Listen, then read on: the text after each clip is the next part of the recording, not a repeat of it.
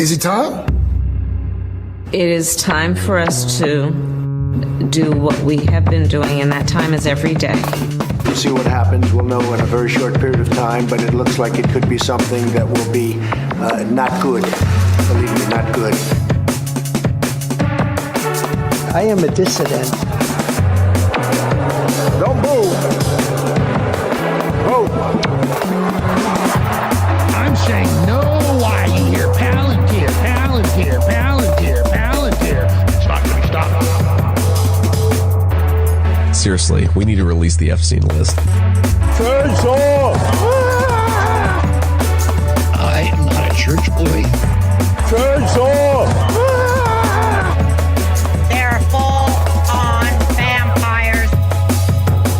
They hate our beef. They hate our beef. They hate our beef because our beef is beautiful and theirs is weak. Not good. Believe me, not good.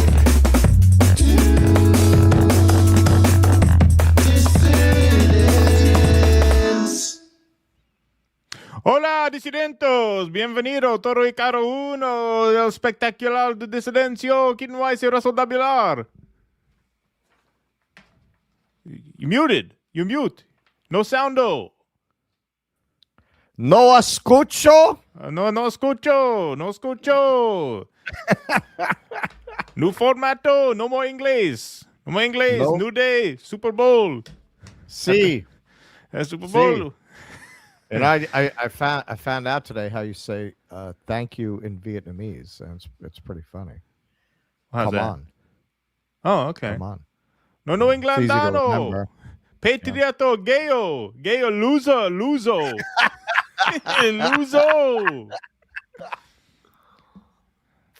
Zionismo, no more Zionismo.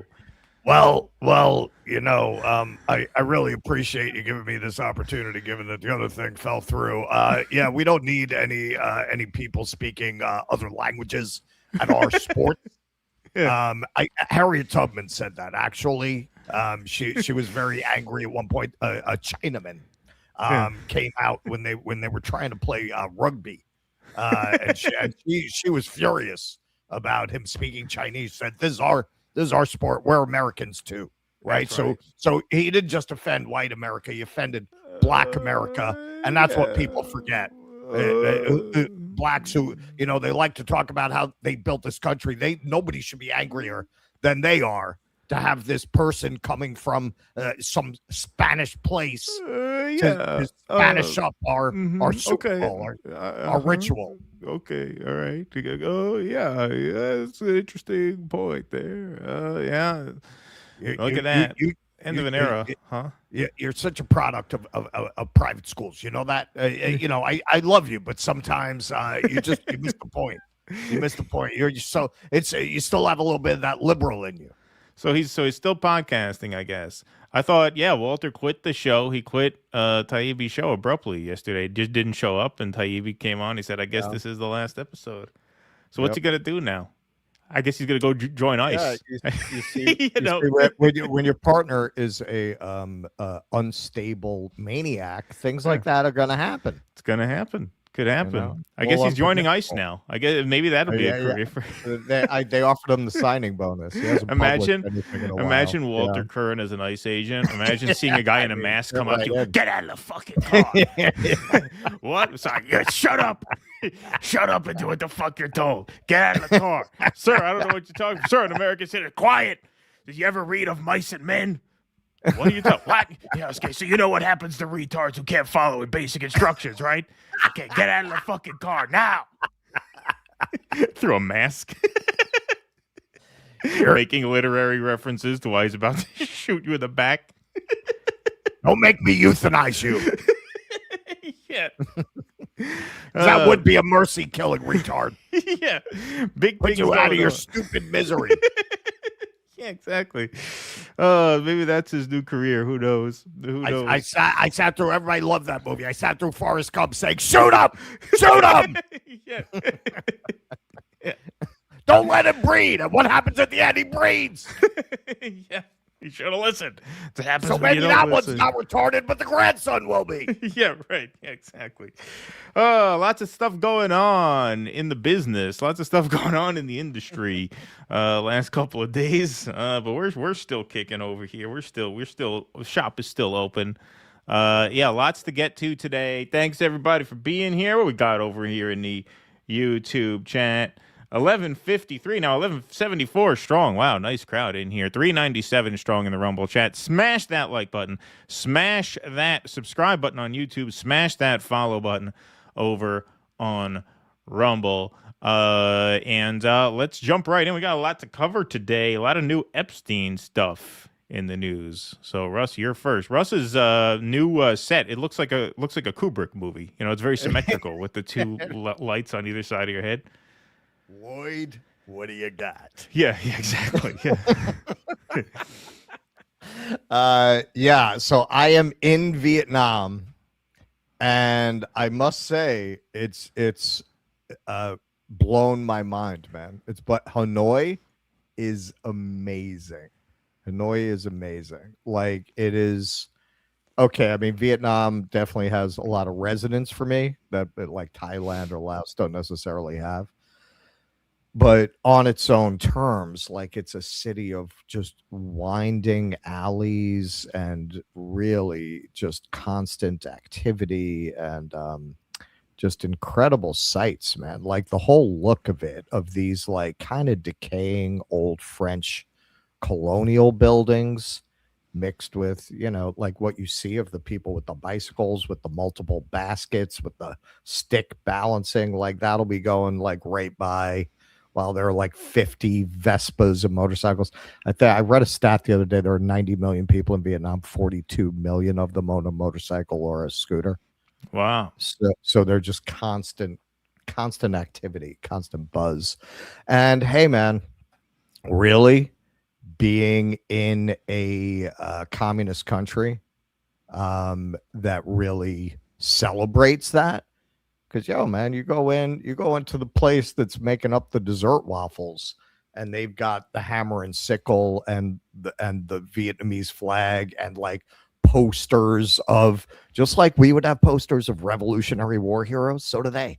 Right. So they'll have like posters of people who fought in the Vietnam War. They're very proud that they defeated the American Empire and forged their own destiny, man. It's pretty amazing being in a country as an American where we can't even figure out how to beat, you know, a congressperson.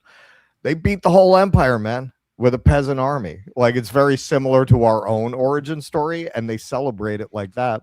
And then being in a communist country where, you know, the second one now, where the hammer and sickle fly everywhere. If you're coming from the West, and particularly America, where that flag has been so demonized, and they really put out kind of the propaganda story that at the end of the Cold War, that was the end of the argument between these ways of life and these ways of thinking. You know, the Soviet Union fell, that's it. You know, at least a quarter of the world's people live under governments that embrace that flag. That discussion never ended.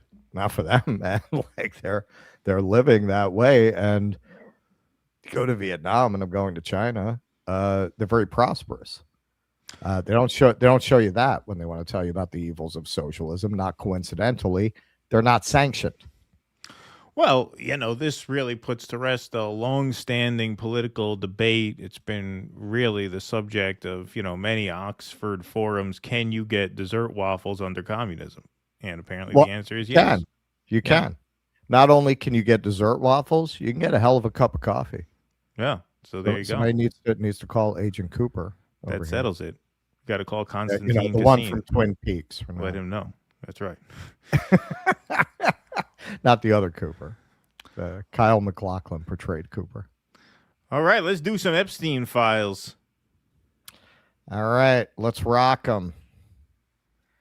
Okay, as you might have heard, the unredacted files have been made available to members of Congress.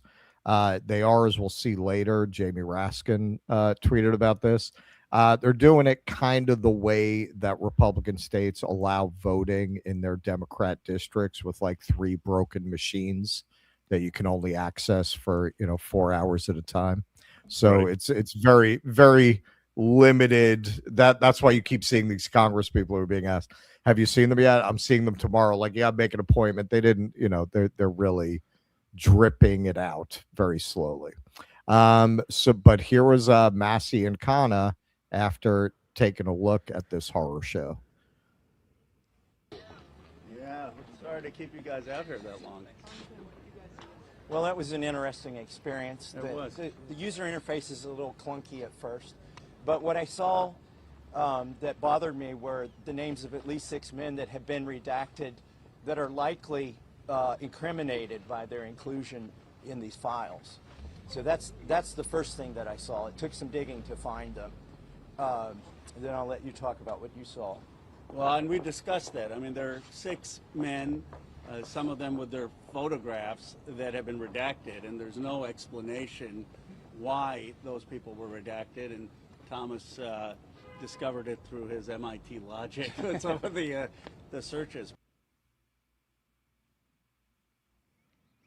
What happened? Your camera got unplugged? Yeah, I don't know why. Okay. Okay. So Shadow of Ezra.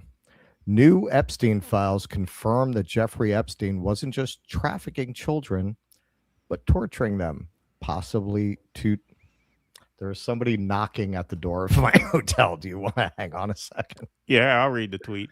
New Epstein files confirm that Jeffrey Epstein wasn't just trafficking children, but torturing them, possibly to death.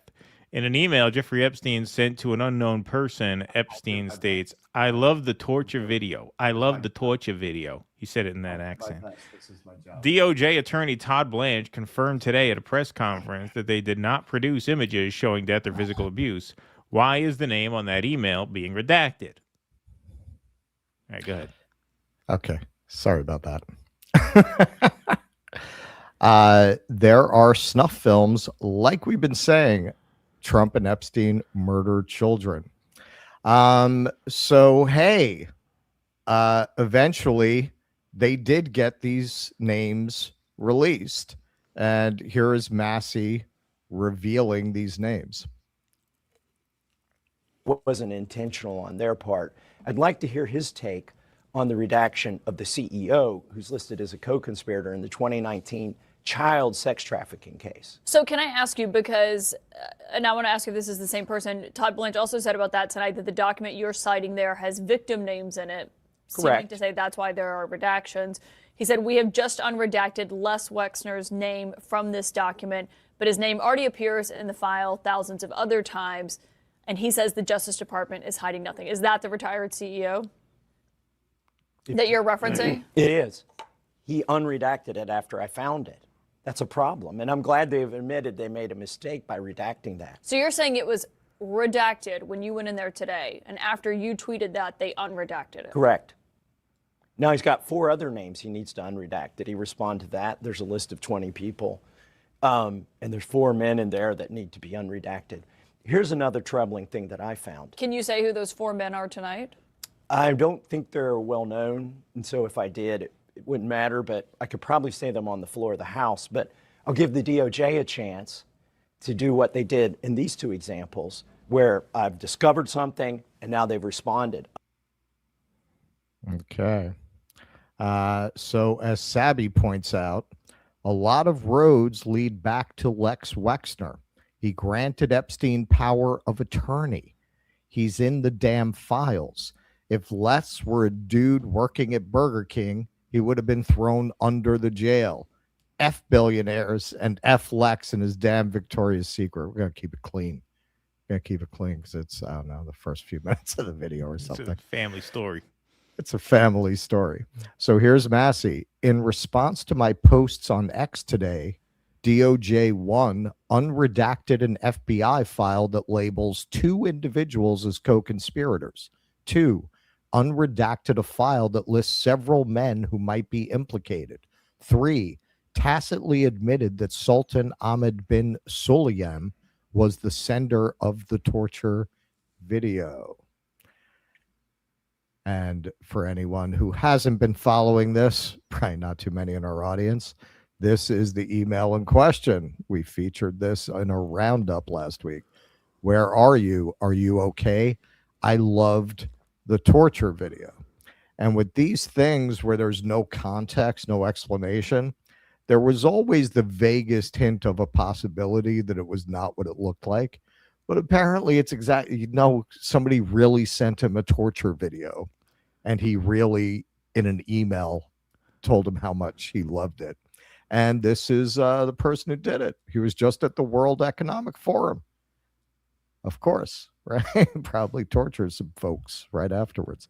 Mario Nawful. I thought that was Bad Bunny. It's not. It's not. It's not. Just, no. So just so we are clear on that. Bad Bunny, he tortured some folks. Epstein Files. DP World CEO personally invited Jeffrey Epstein to a 2012 gala honoring their chairman, Sultan Ahmed bin Sulayman. This is the same Sultan that Rep. Massie just revealed sent Epstein a torture video. DP World operates ports in 40-plus countries.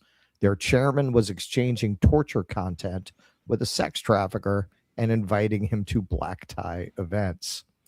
That's not all, actually. They exchanged information about their sex lives. He shared porn links back and forth. He went to Epstein for help closing a $1 billion deal with the UK government. No, they were thick as thieves, these two. You could say they were actually friends. Yeah. You see, while real ordinary Americans are enjoying the Kid Rock halftime show, this is what these people do to entertain each other, That's the Epstein class. Yeah, that's why we need to bring back Jesus. That's why we need to bring back the hammer and sickle. Yeah. Here's Thomas Massie. One, this is significant because Kash Patel testified to Congress that FBI had no evidence of other sex traffickers. This is FBI's own 2019 document listing Wexner as co-conspirator in child sex trafficking. It wasn't unredacted until tonight. And if you remember, we had a guy here who claimed that there were absolutely no co-conspirators involved in the Epstein Files. Remember that? None. If there were, I would bring the case yesterday that he trafficked to other individuals. And the information we have, again, is limited. So the answer is no one? For the information that we have. In the file? In the case file. Okay. Nothing. Yeah, As Clint Russell points out, thanks to the efforts of Thomas Massie yesterday, we now know beyond a shadow of a doubt that Kash Patel perjured himself when he said this to Congress just 5 months ago. So the Department of Justice is going to bring him in, right? I wouldn't hold my breath. Todd Blanche, the document you cite has numerous victim names. We have just unredacted Les Wexner's name from this document, but his name already appears in the files thousands of times. DOJ is hiding nothing, and he got community noted. This was kind of between Todd Blanche, Massie, and the community notes. The cited document is an FBI email thread from 2019 discussing 10 potential co-conspirators in Epstein's case and contains no victim names. So that's called evidence. That's called evidence. Yeah, exactly. There was absolutely. I seem to recall. Didn't we have an interview where somebody made the absolutely batshit assertion that the 199-page document that they blacked out was victims? Right. It was all victims' names. Who was that? Dick Tracy? We have Dick Tracy on here. There's some Tracy guy who made the absolutely absurd claim that there was 199 pages of victim names. But here we see clearly the reason they were redacting so much. Too many powerful people named. Two, here DOJ acts as if they were justified in redacting the men's names simply because the document contains victims' names. Tonight, they learned you can redact victims' names while still publishing the other names per our law, which is another point. Like if they're not victims, why would you redact? their names. Like you could redact the victims' names, Right. not redact their names. And Blanche, again, you looked at the document, you know it's an email address that was redacted. The law requires redactions for personally identifiable information, including if in an email address. And you know that the Sultan's name is available unredacted in the files. Be honest and stop grandstanding. And the community notes responded, the claimed justification is inapplicable. Per the act, redacting language on the basis it's personally identifiable information is allowed only for victim info. Moreover, the act doesn't require redactions. It uses may. Okay, well, so even in the case of the email, you're not supposed to redact it. 3, from Massie.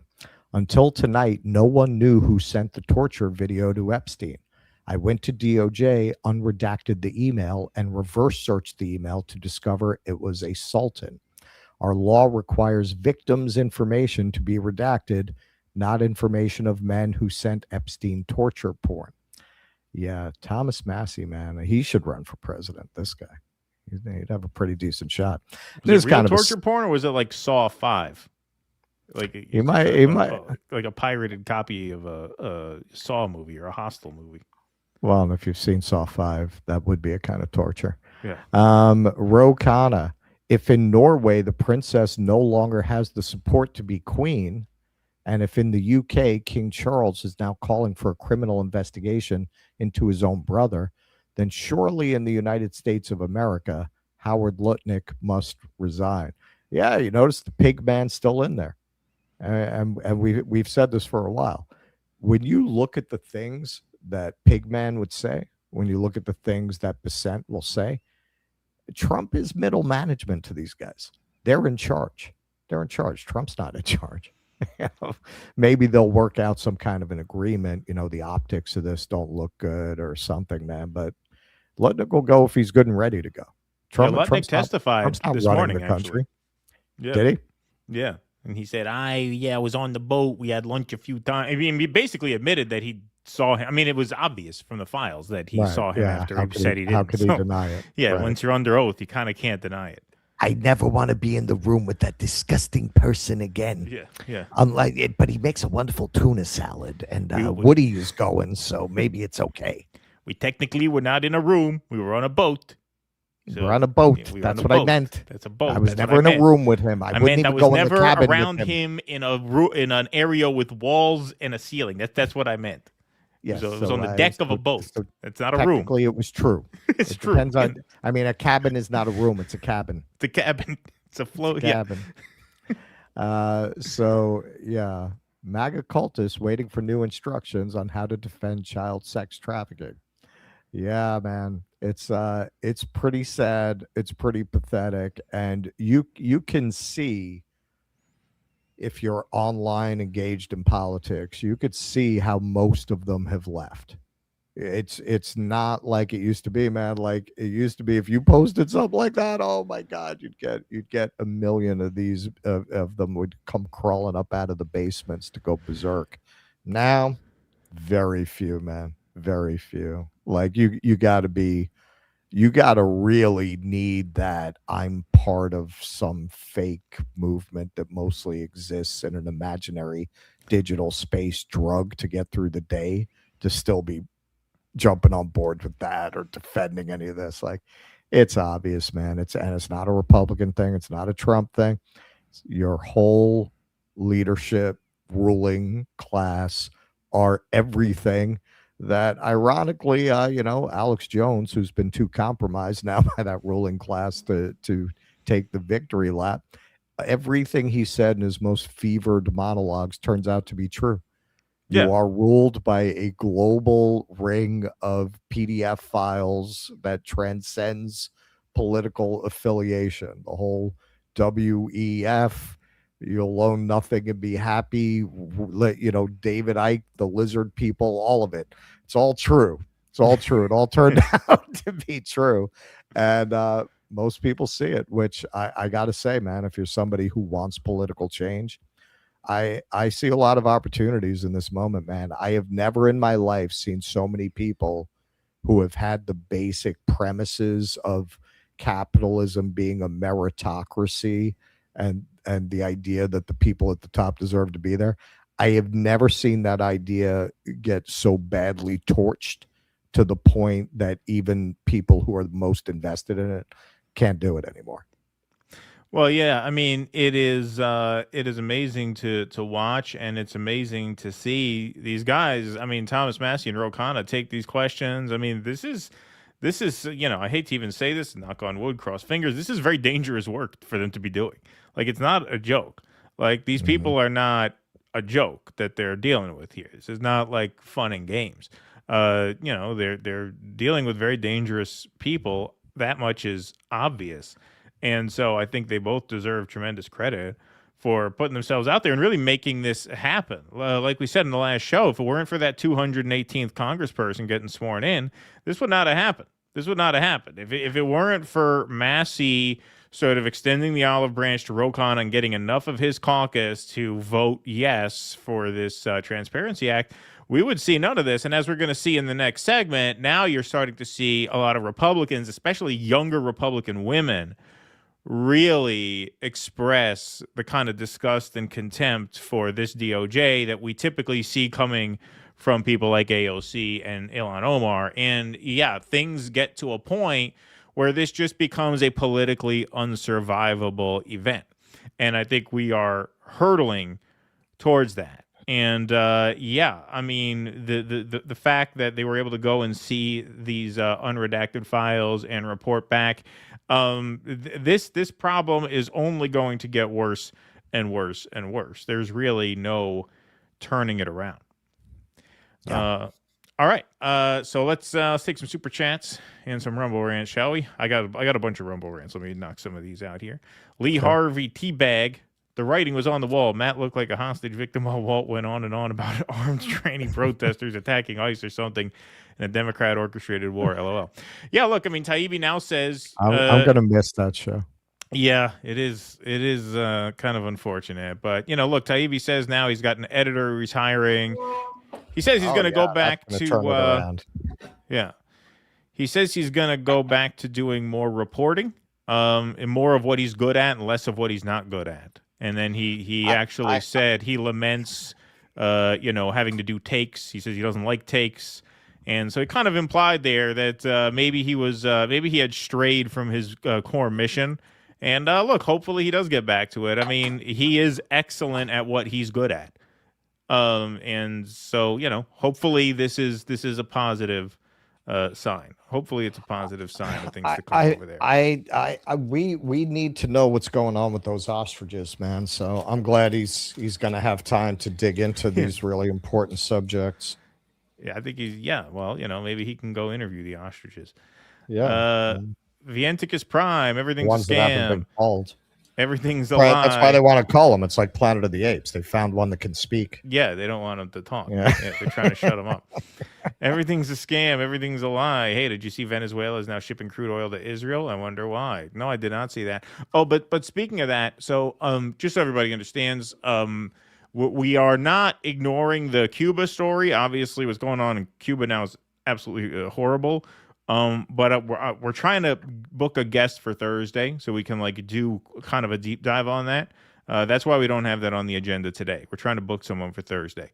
But because we definitely want to talk about that for sure. Abiding 71, has anybody checked in on our good friend Norman F. since the Chomsky revelations, like finding out Sandy Koufax juiced his whole career? Yeah, you know, I mean, we'll talk about that today. I think we'll have time to get into that. I do have a little bit of Chomsky prepared. With Epstein Files out, I've had to rethink all my assumptions about other things in the world. Michael Jackson, Britney Spears, Ukraine, model agencies, John Benet Ramsey, etc. Yeah, no, it is that kind of story for sure. Tell you a couple of tree things, says Abiding. They make anybody and everybody on that island, and the way they did it is effed up. Guys didn't get a finger prick and no whip and gag on ceremony table. Thanks, Abiding. Nocturnal Human, anyone looking at what Jimmy was in the files for? I assume it was something coincidental. Yeah, I'm sure it was incidental. Like, Putin is in the files incidentally. Your name can be searchable. It doesn't mean you're implicated in the files. Yeah, it's something like that. If there were anything bad about Jimmy, it would be all over CNN. Yes, it would. All over CNN. Yeah, I mean, be all over TYT. Peter 1VE, Abiding, manufacturing consent is an instruction manual mistaken as the warnings of a prophet. It's a cookbook. Megyn Kelly is not really crashing out about Bad Bunny. She just got drunk at a Super Bowl party and woke up next to a black man in a Santa costume. Bitch got a vent somehow. Thank you, Kevin. Eric Rousseau says Kim Iverson reports that Epstein may have helped create the Nick Fuentes Groypers. Everything is an Israeli op. Oh, I got to watch that. That's an interesting thing. Oh, yeah? Professor Brown, no, poor Taibbi. Maybe he can join Tracy and that Hanania weirdo. Possible names, Freak Off, Friends of the IDW, Perv America this week. Yeah, Perv America this week. Kid Rock claims his music is about Jesus, not banging underage girls. He's a good Christian man. Thank you, Eric Rousseau. Appreciate that. Vientica says, I was thinking the same thing about Russell's Place, Keaton. I was looking for the giant ceramic phallus. Yeah, it is very Kubrick. Looks very Kubrick in there. All right, you got some super chats over there? We sure do. Me shoot skeet super sticker. Thank you, sir. John Olmsted, the MAGA people needed a safe space from the scary foreign language man and now want to cancel the Super Bowl because of performance. Snowflakes. I mean, who does though? Who does? You know what I mean? Like, so much of these things are like paid influencers talking to bots. Like, I'm not saying these people don't exist, but how many are there really? No, we'll get into that later. I got a lot on Bad Bunny. Yeah. Heavy Snack. Not that I've looked too hard, but I have yet to see a full camera shot of the TPUSA halftime show audience. Have you, Keaton? No, but it was small. It was pre-recorded, and now Kid Rock. He basically confirmed it yesterday, but he legit confirmed it today. Apparently, that broke so late. I don't have it for the story. I'll mention it, but yeah, no, it was pre-recorded. With probably paid audience members, just like they bring in, audience for American Idol, yeah. No, it was a total. It was fake. It was a fugazi. Fugazi. Yeah. Heavy Snack. Bloomberg reported Venezuela sent its first shipment of crude to Israel. Remember when Fuentes post "Your oil, our choice, forever us"? What an idiot. Yeah, it's turned out. See, this is what's funny, man. We haven't really covered this because there's been more important things, frankly. But we know that Tucker Carlson lied about not knowing his father was in the CIA. You can look that up very easily. He lied about it. And then he's there grinning ear to ear at their first Venezuela meeting, right? And then he had that whole sit down with Fuentes where, yeah, I thought you were a Fed. It turns out they're fucking probably both Feds. Yeah, they're both Feds who put on a little act for the plebs and then went on, oh yeah, nobody's a Fed, right? Well, nicely played. Heavy Snack. Rumor has it TPUSA. And has Tucker said anything about the Venezuela thing? I saw some people when we covered that were like, why don't you wait to see what he says? Maybe he's there to say something to Trump about it. He shouldn't have done it. Yeah, I haven't heard I haven't heard shit, and I think that would have blown up if he did say something. Heavy Snack. Rumor has it TPUSA saw how many Chihuahuas and Shih Tzus were in the Puppy Bowl and are doing an all German Shepherd and Labrador one next year. Good one. What a bunch of morons. Matt Boyer, are you going to the War Museum in Ho Chi Minh City? I mean, what do you think? Of course I am. Yeah. But here, the thing I'm looking forward to, and it's right by my hotel. My hotel is very well located. I'm going to have to try to quiet down so I don't get kicked out of this place. It's perfectly located. But yeah, I'm right by the Hanoi Hilton. It's like literally 0.02 miles from where I am. So that is like kind of the big war site here. And of course, in Hanoi, you got the Ho Chi Minh Mausoleum. And they have a military history museum here, but it's not what you're talking about. That's the one, the war museum down there. Should we go on? Yeah, do another couple because we got quite a few, right? Okay. Richard Pemberton. My guess why Kern quit. Matt hired a new editor whose journalism and X feed criticized Trump's NIH and expose Epstein's corrupt influence on scientists. Too much for the dry, drunk baby boomer. Listen, what my honest thought is, hey, look, Matt used to be taken seriously. And I don't think being a fucking industry joke is being helped by Walter Kern's, kill all the bastards rants weekly going viral. And Taibbi, I think, has affection for Kern, and he was trying to find a middle ground. And Kern, being a dry drunk, had a fucking meltdown because it was pretty clear to him that Matt was trying to minimize the damage he's doing to what's left of Matt's brand, and he bailed. Yeah, he sent a newsletter out saying, America This Week will continue, just not in the same form. Something like they were going to modify, which that's always a bad sign. Yeah. If I ever come, if we ever tweet out, we're gonna still do it, but it's gonna be that means we're done. Yeah, yeah. That means it's time to cancel your Patreon. Yes. Yeah. Kawaii Cowboy. POV, your small-chested black female viewer from Utah, just trying not to be invisibilized by Keaton today. # we do exist. Small-chested what?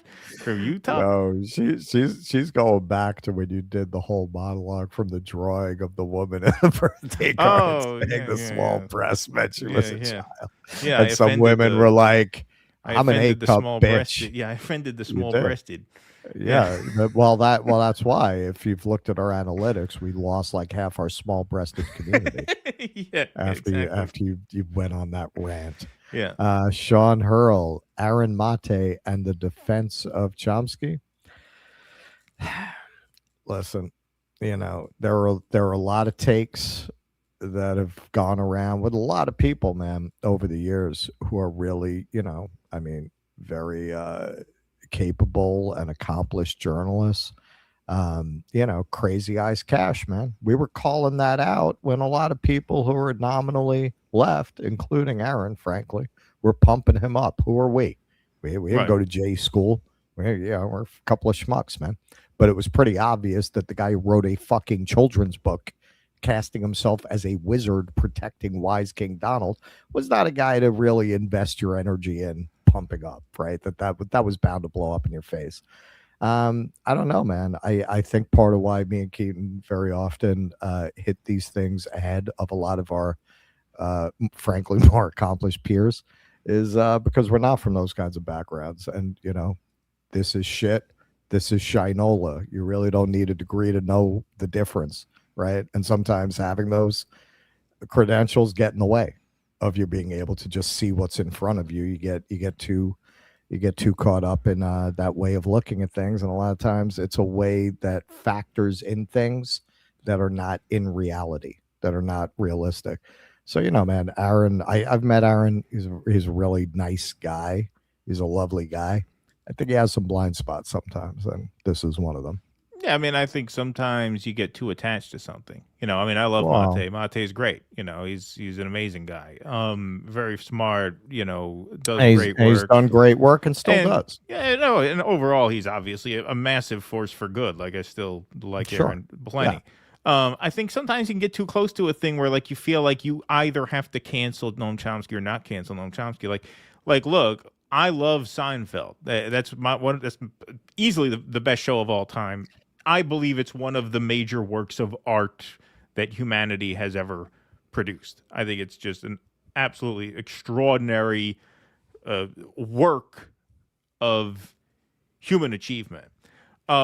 when Jerry Seinfeld comes out and, you know, laughs about the genocide, I could say, well, you know, look, I'm sure Jerry was just brainwashed from a kid and this is all he knows. And, you know, I can't really hold that against him because he, you know, it's not his fault as a child. He's taught all this stuff, but I'm not going to make excuses for him. I'm like, no, if you laugh at a genocide, you're a fucking scumbag. Doesn't take away from the work. I will still quote Seinfeld to the day I die.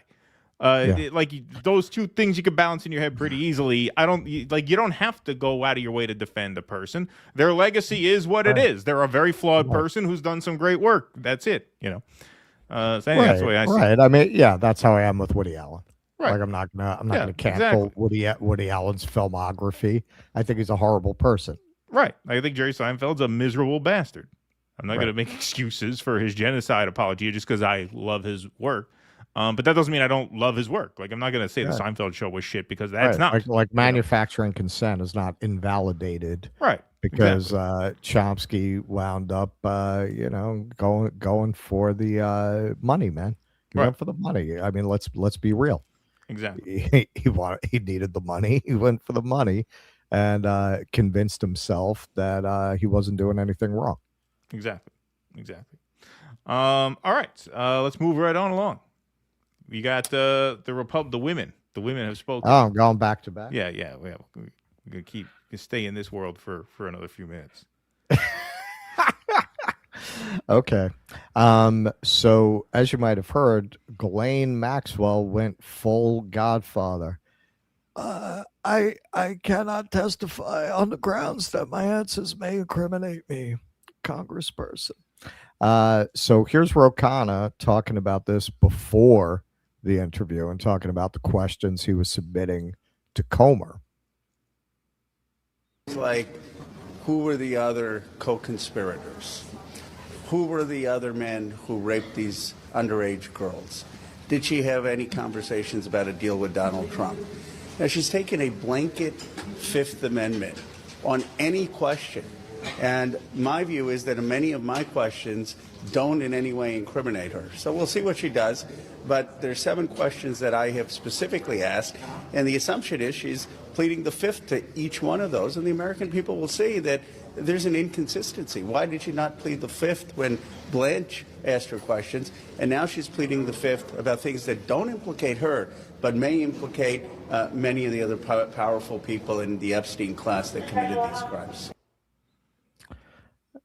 Okay. Well, here she is being questioned. We'll just play a little bit of this because you'll get the picture pretty quickly on how this went.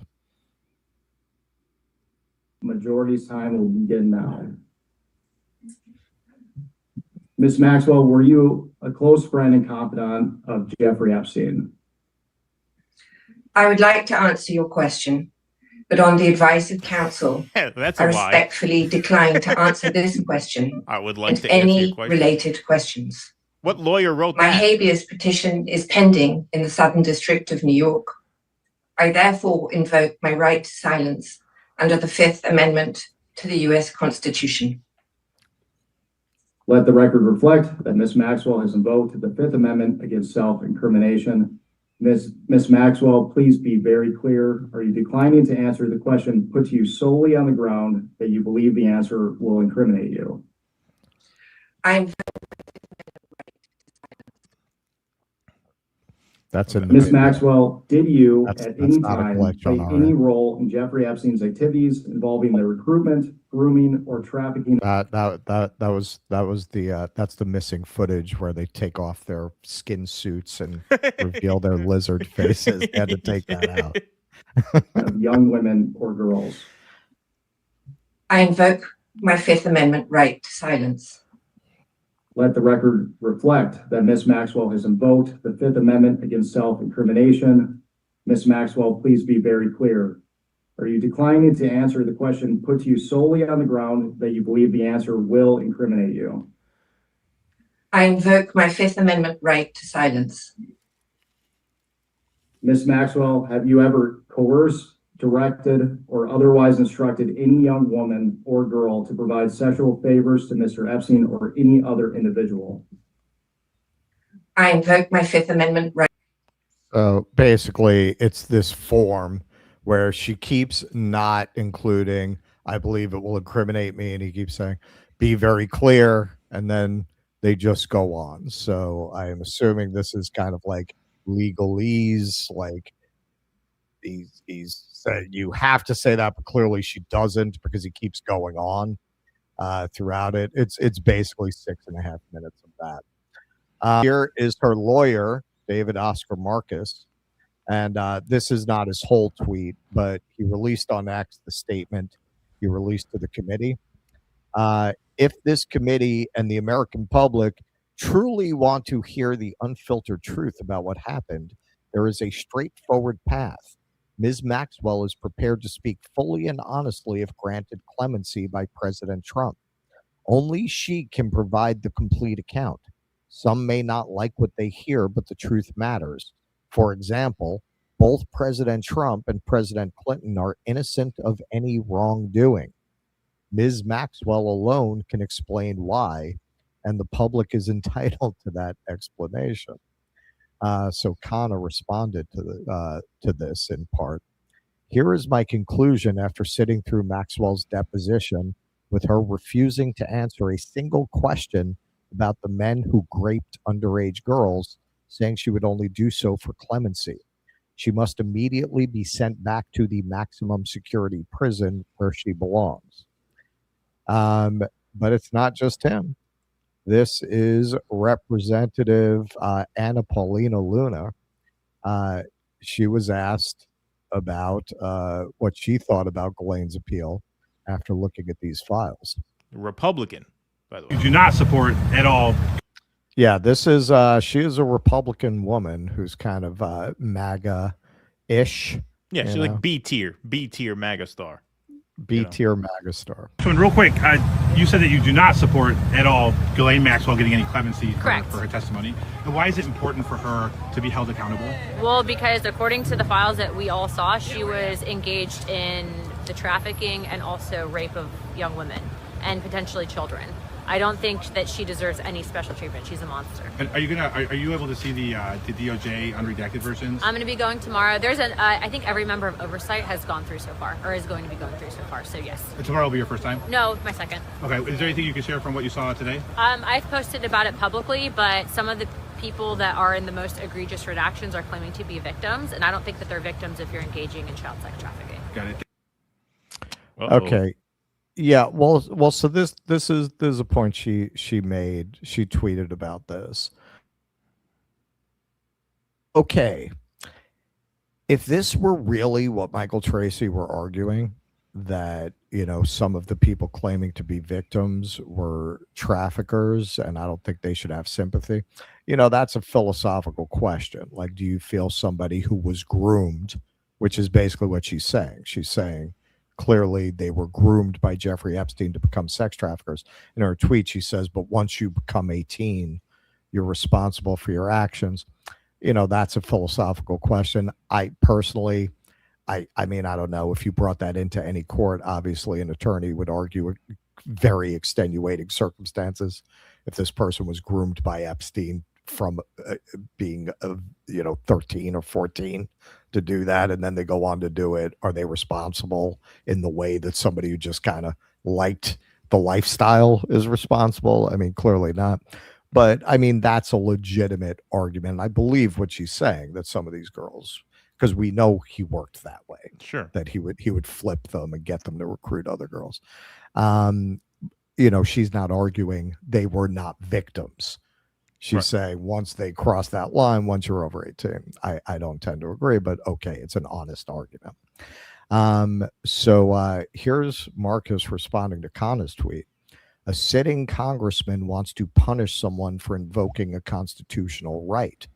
Sending someone to harsher confinement because they invoke a constitutional right is something we associate with authoritarian regimes, not the United States Congress. Sad.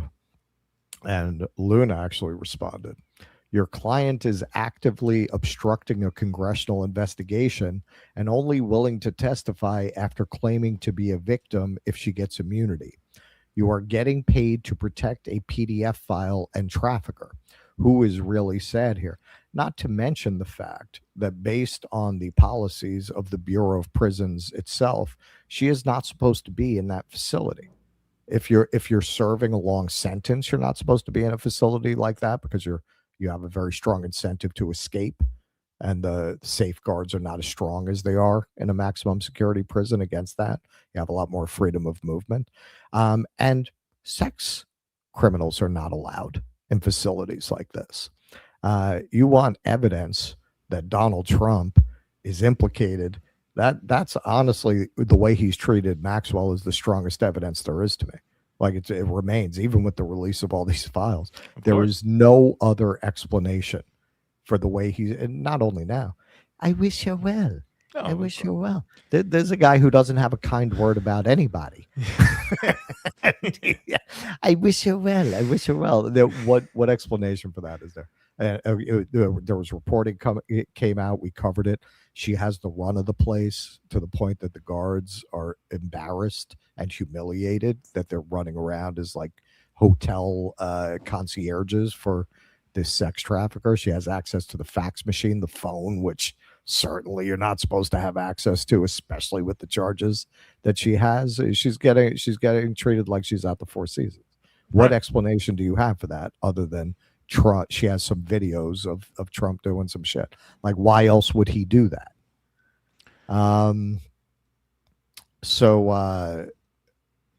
Boebert was asked about the files overall, and you can tell these files must be pretty rough, man. They must be pretty rough because you are seeing these women who, after they see them, even people who are Republican, even people like Boebert, who are pretty strongly aligned with Trump throughout her career, they're turning, man. They're turning. It's too much if you're a normal human. If you're not an initiate in this sick world and you see this, I mean, it looks like some of what they've seen is worse even than some of what has been publicly released, because a lot of them are coming out of there really furious. To see the unredacted files today? Yes, I saw some of them, not all of them, obviously. And I'll be going back tomorrow to see more. Any reaction on what you've seen so far? I think that there's folks who are definitely implicated and co-conspirators. And, I don't think everyone there that was talking about underage girls being trafficked are victims. Got it. And do you support any clemency for Ghislaine Maxwell? She was saying that she I do not. Okay. I think Ghislaine Maxwell should get more time, and she should definitely be in a harsher prison than what she's in. It's absolutely disgusting. Got it. Thank you, Congresswoman. See, that is direct. Daddy's not going to like the sound of that. Daddy doesn't like that because you're going right at the DOJ there. Right. And a Trump. Everybody knows that him and Blanche engineered this. Yeah, of course, obviously. Yeah. And here, there are a lot of senators, even not just Congress people, that you never heard of. So GOP senator, I never heard of her. You ever heard of her? Loomis? No. Looks like a man. Yeah, she's that's Brigitte Macron. Yeah. She doubles as a United States senator. Senator Einhorn. Yeah, she says she's changed her mind after new Epstein revelations today. So you're really losing the rank and file here. I don't know, where did that one go? Oh, God damn it. We were in such a rush before I didn't get this one in. Oh, you lost that one? Yeah, you want to take a couple of chats? I'll take a couple of chats over here. Bronx Comrade says 50 million in the U.S. speak Spanish. Many are bilingual. Does this say anything about education? What do you mean? Does it say anything about education? They let you choose when you were like here, in New York. They let you choose a second language. You have to take a language in junior high, and they let you choose English. They let you choose Spanish, Italian, or French.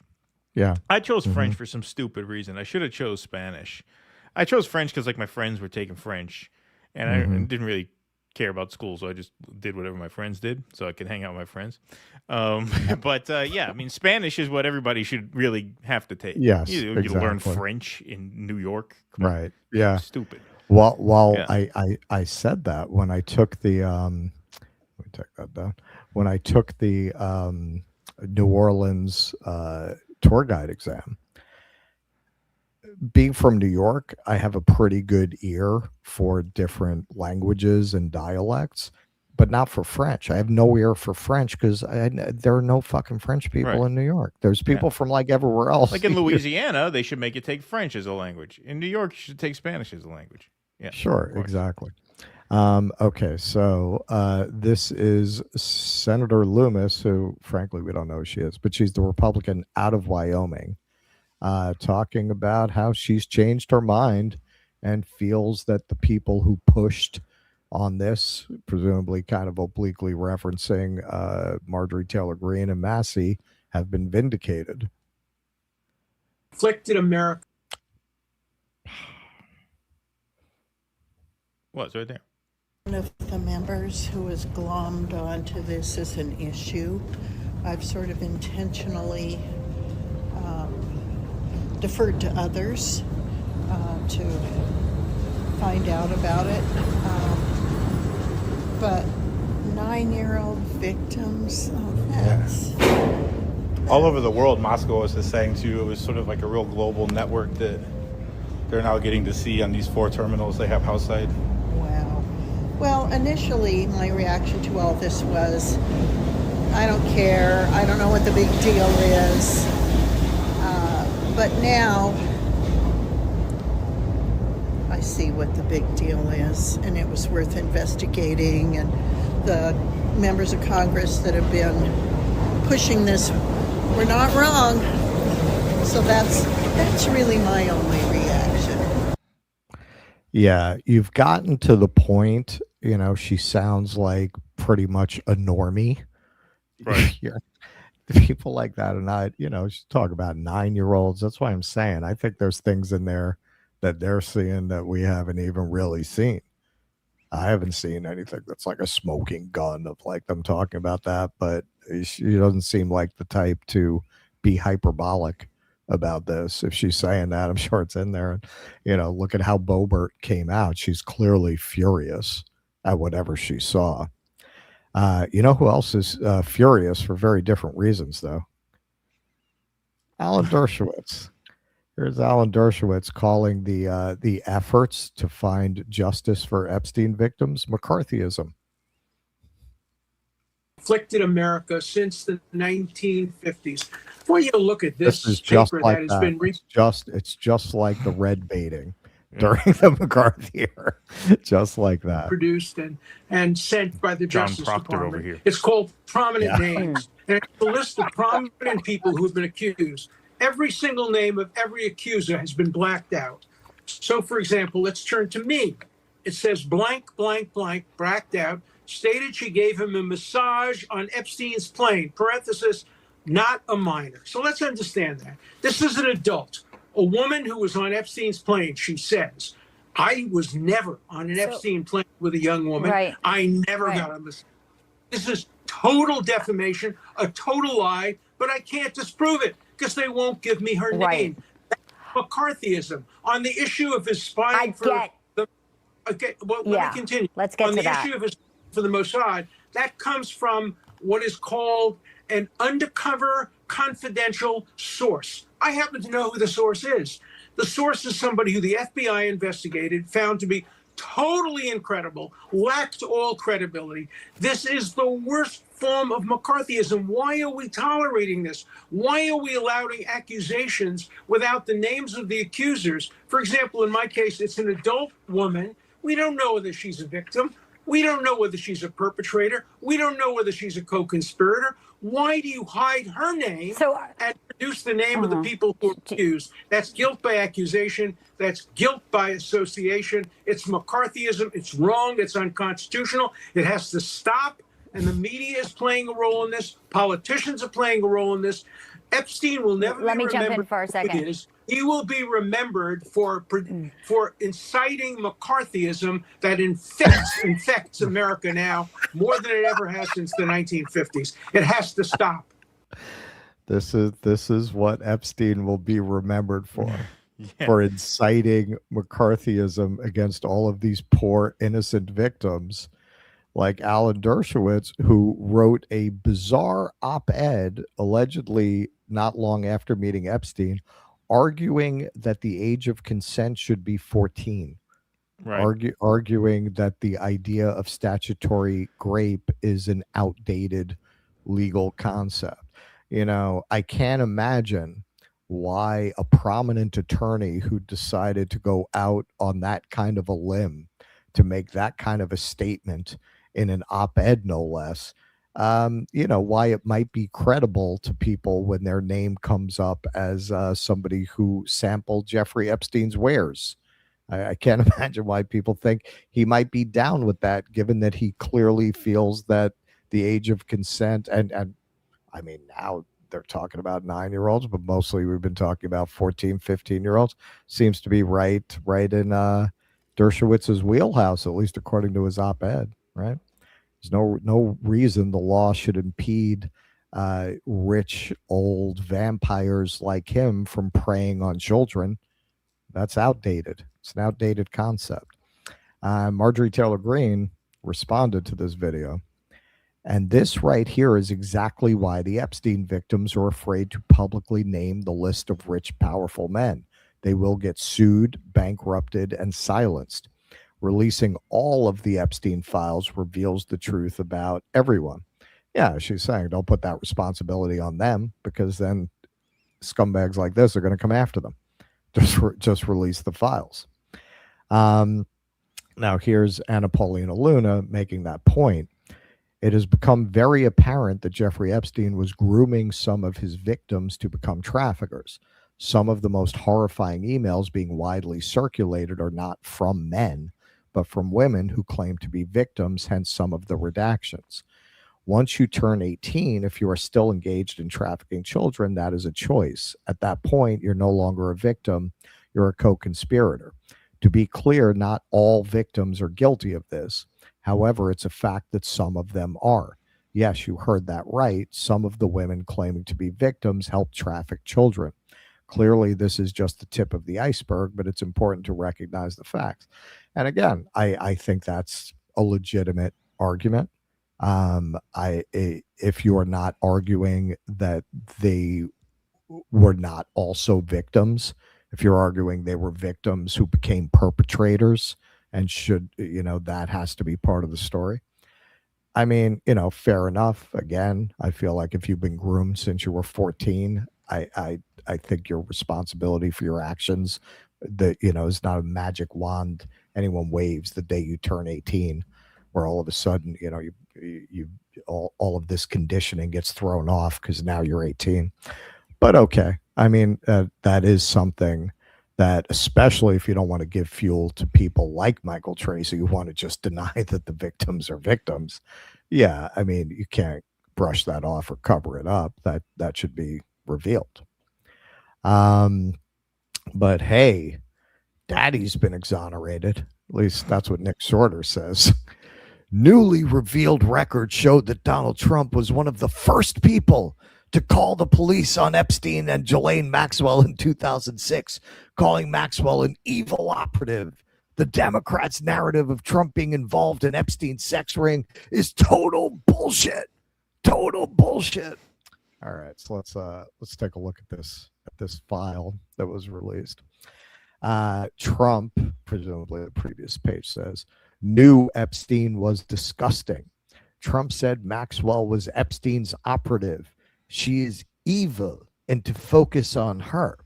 Trump told Redacted that he was around Epstein once when teenagers were present, and Trump got the hell out of there. Trump was one of the very first people to call when people found out. That's key to my interpretation of this. When people found out that they were investigating Epstein. No one could explain how Epstein made his money. They knew he worked for Bear Stearns, and then it gets into other things. Okay, if you're Eric Cartman and you've been doing dodgy, satanic PDF file stuff on an island that's probably on tape, and you hear they're investigating this very dodgy character that you did this with, What do? Yeah, I hear that you're investigating Jeffrey Epstein. You know, that's very interesting because he's a disgusting guy, and so's that Ghislaine one. And I had nothing to do with those people. I saw them doing some bad stuff once, and I got right out of there. And I want that on the record. And I want it on the record that I called you guys and told you that, okay? Because I have a feeling this might come out one day. I would like that on the record. That's how I would take it. In light of everything else, like, I wish her well. I wish her well. So if that's what he thought, why is he saying that now? Why'd he move her to a minimum security prison if he didn't do anything? Why doesn't he? Now he's the president. He has the power to make things even worse for her. Why is he going out of his way to make things better for her? Why would he do that? Now this is talk about somebody I've never heard of. Representative Becca Balint from Vermont. You ever heard of her? Well, she's the congresswoman, yeah. So Vermont's a small state, so I guess they only got one congresswoman. Yes. Yeah. Reviewed unredacted Epstein files at the Department of Justice today and told DropSite they contradict Trump's claim that he expelled Epstein from Mar-a-Lago, stating flatly, that is not true.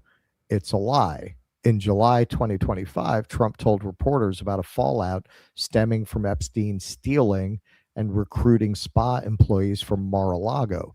Trump claimed he warned Epstein to stop, and after Epstein continued, declared him persona non grata, citing the case of Virginia Giuffre, who he said was recruited from the Mar-a-Lago locker room at age 17. All right, so here she is with some very forceful words about the people in these files and about Trump's claims. Any of the unredacted files over at the DOJ, the Epstein files? I did. You did? Yeah, I just came from there. What can you tell us? There's a bunch of sick fucks. And I mean, I like anything this more one. that we don't know? I feel like that's pretty well established. I know. I think the part that is just so disgusting is that so many people knew. Did he have any ties to any intelligence agencies? We've established some in our reporting, but wanted to know based on the file. I only had about a half hour, so I'm going to go back again tomorrow. Okay. So mostly today I was just trying to go through a couple of documents that was particularly interested in finding out. What were those? One was related to whether or not Trump, had ever kicked Epstein out of Mar-a-Lago, as he claimed. What'd you find? It's not true. It's a lie. It's a lie. I'll be interested to see that document. Here's our friend Kurt Metzger. If Trump isn't guilty, why did he try to cover up these Epstein files?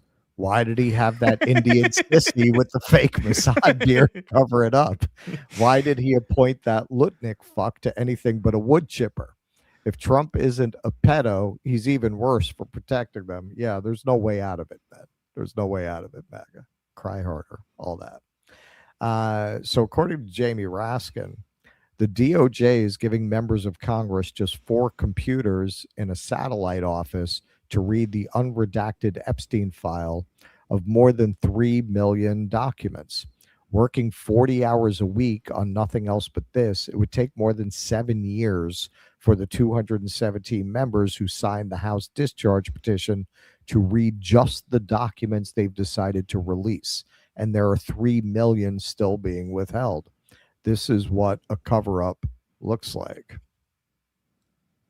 What Congress called for was a complete release of the files and just the redaction of the names of the victims. Now, unfortunately, the names of the victims were not redacted, relating to more than 100 women in the case. So that is baffling and staggering that would happen. But then there are thousands and thousands of pages replete with redactions. There are entire pages and memos where you can't see anything. It's all blacked out, and there are no names of victims in there. So it's just a very puzzling thing. Hang on. So what that Dick Tracy guy said was wrong? That was wrong?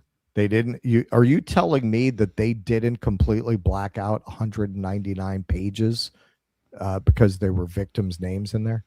Are you saying? Is that what you're telling me? And the Department of Justice needs to explain it. The whole country should be able to read what this federal law compelled them to produce. Yeah.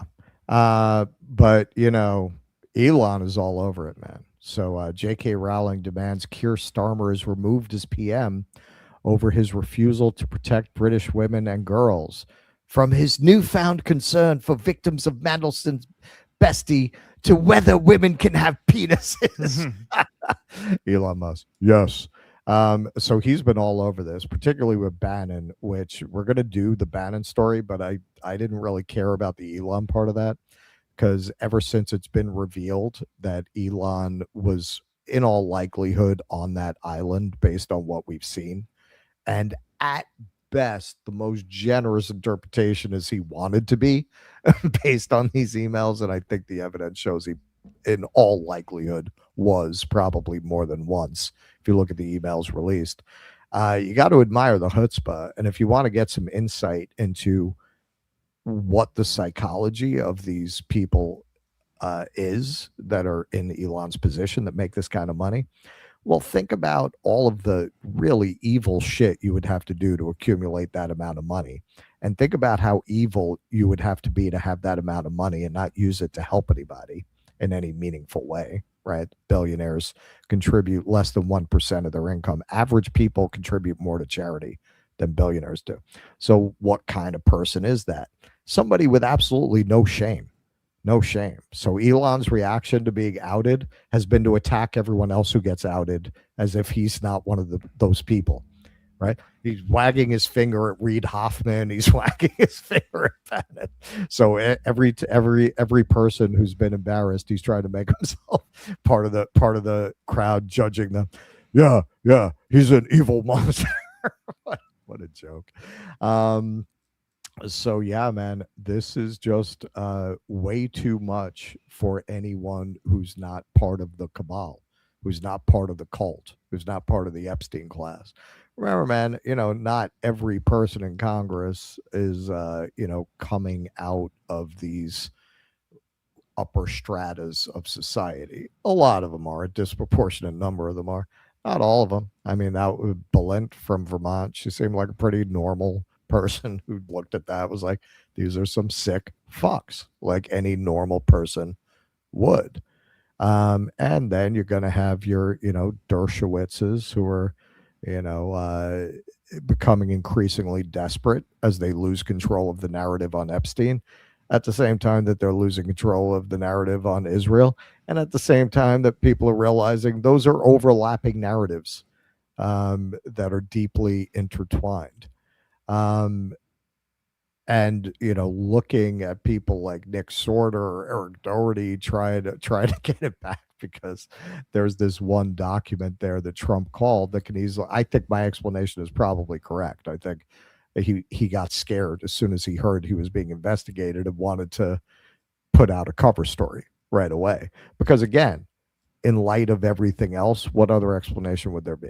If he really felt that way, if he feels Ghislaine Maxwell is disgusting operative, so why would you move her to a minimum security prison?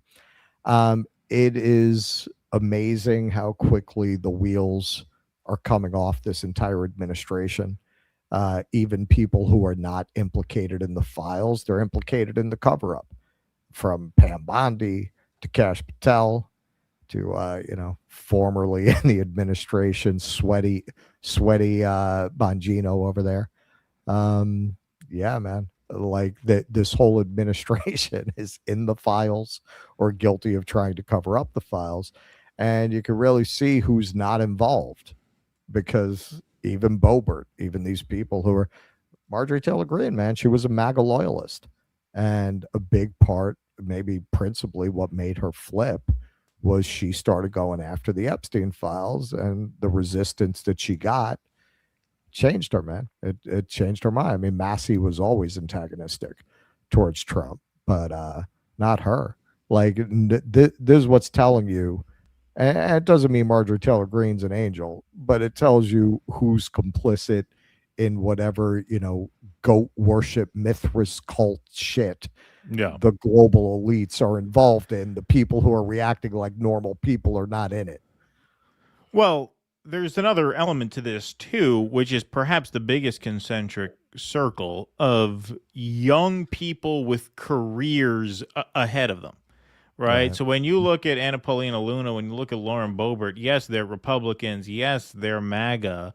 They have their whole lives ahead of them. They don't want to go down with this ship, especially Lauren Boebert. No disrespect, strikes me as someone who's not profoundly talented in other ways. You know what I mean? Like, she probably wants a life in politics. You asked the guy she gave that handy to in the movie. Yeah, exactly. But that's not exactly. She's getting a little old for that as a fallback career option. So these people do not want to fall on their sword for Donald Trump, especially on an issue as hot as this one. And so this is why I predicted what I did, which is that by the end of this year, after the midterms, you're going to start seeing serious talk about Donald Trump either resigning, about Republicans flipping on impeachment, or about invocation of the 25th Amendment. All that stuff happens behind closed doors, just like it did with Joe Biden. Starts out, the lower-ranking people say he's got to drop out of the race. If that doesn't work, you send in the heavy hitters to say, listen, we could do this the easy way or the hard way. You really need to leave.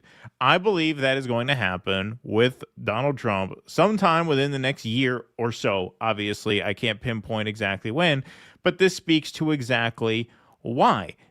He is simply going to tank the entire right-wing oligarch drive towards this new future sort of hellscape that they're trying to build. And why I say right-wing oligarch drive, because I think the way Hedges frames it as the corporatists versus the oligarchs is exactly right. Yeah, if you zoom out 30,000 feet, you could see us on a slow march toward feudalism, toward authoritarianism, towards surveillance, towards censorship, right, towards, state suppression.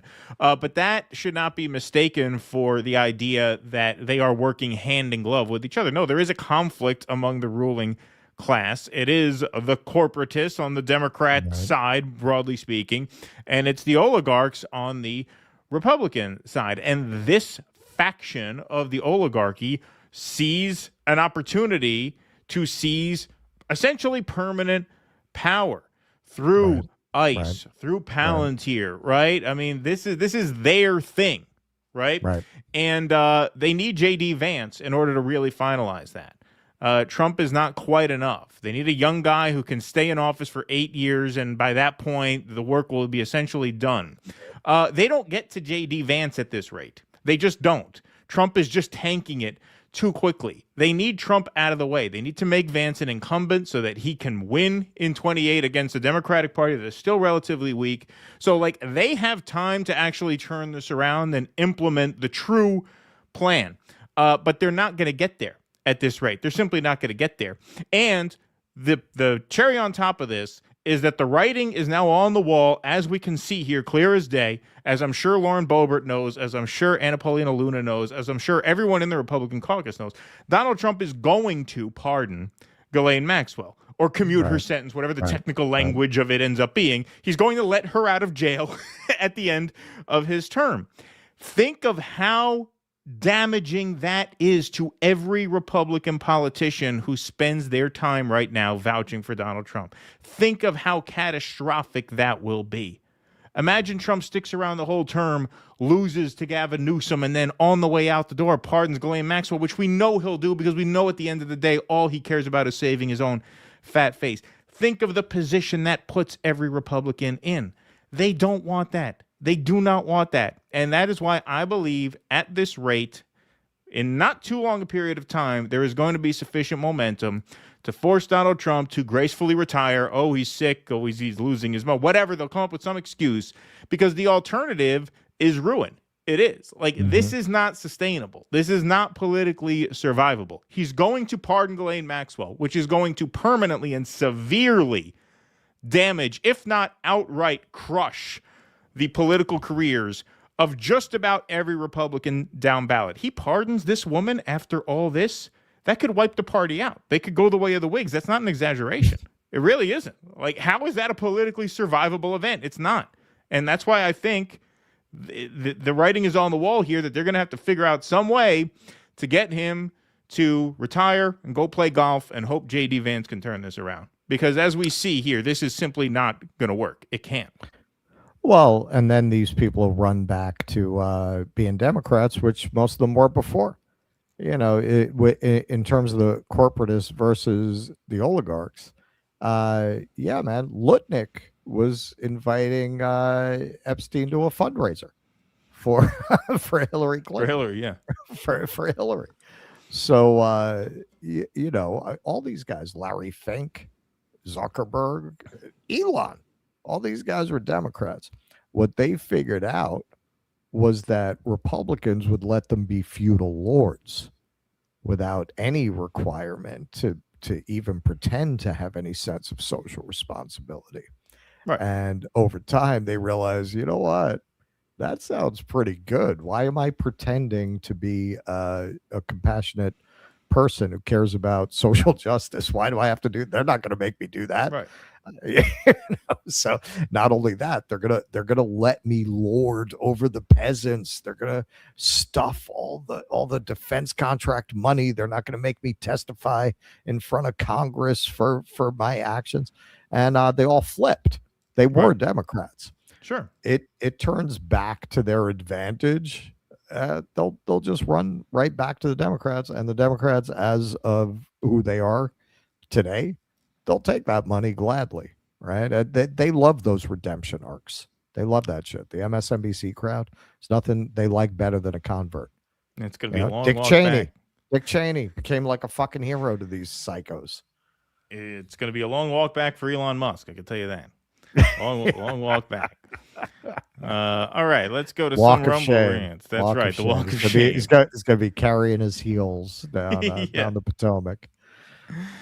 Eric Rousseau says, I say it's safe to surf this beach, Captain, then it's safe to surf this beach. I mean, I'm not afraid to surf this place. I'll surf this whole fucking place. Thank you, Eric Rousseau. Whitney Webb was right. Yeah, looks like it. Yeah, yesterday my plane was late leaving Luang Prabang. I did my first Apocalypse Now preference. I filmed myself there. Every second I stay here, I get weaker. Yeah. Every second Charlie squats in the bush, he gets stronger. Nocturnal Human says, what do you think about the possibility that Ro and Massie run together for president and VP as independents? Well, Jimmy asked Massie if he was going to run. He seems to be leaning towards no. So I don't think it's likely. He doesn't seem like he has the hunger for that. Yeah. So it doesn't seem likely, unfortunately. The Anticus Prime, I will say that a couple questions come to mind. Do we know it was actual torture and not stage torture? Yes, people make those. Do we know the ages in the video, or are we assuming? Yeah, it's funny. When you read these files, like the first couple hundred, you think, is Epstein just like a giant troll who like talks this way, who like gets off on talking this way? Because it's possible a lot of these people are like that. But, you know, when you add everything together, like to me, it's not just one piece of evidence. It's like you add everything together. It's like, no, I don't think he talks like that to everybody. And he seems to talk like that to pretty much everybody. Russ has somebody coming in there. For Zen's sake, there you go. Taibbi will probably put out an article linking Russia to Epstein. He hinted at that on X. He's got some story coming out. We'll see what it is. Oh, God. They claim anti-Zionists or anti-Semitic, says EO Shush. But Zionists fought tooth and nail to stop a Jew, Bernie Sanders, the best shot ever for a Jew to win the presidency, for blackmailed Goyim, Clinton, and Trump. That is right. The Anticus Prime. Keaton hating on the A-Cup Angels. This is what I get. This is what I get for, doing journalism on the Epstein Files. Kevin G, do you guys know where I could get a gift rack box set of America this week? I'm trying to break up with my girlfriend for Valentine's Day. Is that going to be your gift? Yeah, that'll do it. That'll do it. Viantica says, here's a fun fact. Aaron Mate and his mannerisms were actually a loose basis of inspiration for a character in my books. He has an interesting presence. Thank you, Vianticus. Appreciate that. Ravid Laz says, did you guys see Trump's tweet or a TS post where he complains about Canada and claims China wants to take away hockey? No, I did not. I did not see that, Ravid Laz. That sounds funny, though. All right. You want to take some super chats? Yeah. And we got some housekeeping to do. Good. Cooper, like sound drops. Cooper, Keaton, I'm from Saratoga. God bless you both. Thank you for your excellent work. Oh, Thank nice. you, Cooper. Love Saratoga. Great town. Oven the King, did you guys hear about the huge sewage spill in D.C. Potomac River? It's supposed to be a couple million gallons. Is that true? Yeah, no, I didn't hear that. P. Walker, isn't there a crashed A6 bomber in Hanoi that crashed into the ground that was turned into a monument? Maybe. It's been kind of a whirlwind. Like, I literally got here last night. So, and then I've been mostly locked up working on the show today. But I downloaded a thing that's pretty good, GPS My City. And if you're like me, like you like to self-guide, I don't like to be on somebody else's schedule if I can help it. It's pretty good. So I'm going to take their walking tour there, and there's some monument it goes to. It might be what you're talking about. I'm not sure. Darren Levy, Sopranos is better. Wrong. It's close. I mean, Sopranos is amazing. Sopranos has higher highs, like the scene with Tony and Ralph where they're figuring out what to do about Jackie Jr. I mean, The Sopranos has moments of absolute brilliance, but The Sopranos also has long stretches where it's not very good. Like, I think the first half of season, bad seasons. Yeah, like the first half, especially of season 4, is like pretty lousy. Seinfeld never missed. Seinfeld was every time. It was a season after their long break where Paulie was in jail on a gun charge because the actor hurt his back or something, so he couldn't. Yeah, I told you, I don't agree with that. I think as soon as Larry Charles left, it went in the shitter. You mean Larry David? Yeah, no, I know we don't agree on that. But I don't agree with that. Yeah. We might be able to get Larry Charles on the show because Larry Charles. He's the other one. Yeah. He's had but Larry Charles is one of the writers, and he's pro-Palestine. He's based, and he worked on Seinfeld. And he also worked on. He went on with Katie, right? He went on with I think Mate did that interview himself. But yeah, he worked on Sacha Baron Cohen's movies and Seinfeld, and he's like a base pro-Palestine guy. That would be amazing to get to interview him. That would be awesome. But yeah, Sopranos was not as consistent as Seinfeld. That's to me is the difference. I think Seinfeld jumped the shark, but we disagree. But I agree with you about The Sopranos. Like, it wasn't like a flawless series. No, it had long bouts where it was not very good. The highs were brilliant, but the lows were kind of a drag. Yeah. P. Walker, turns out it's a B-52 downed in 72 in a lake in Nagakha. I even you right now, Russell. Okay.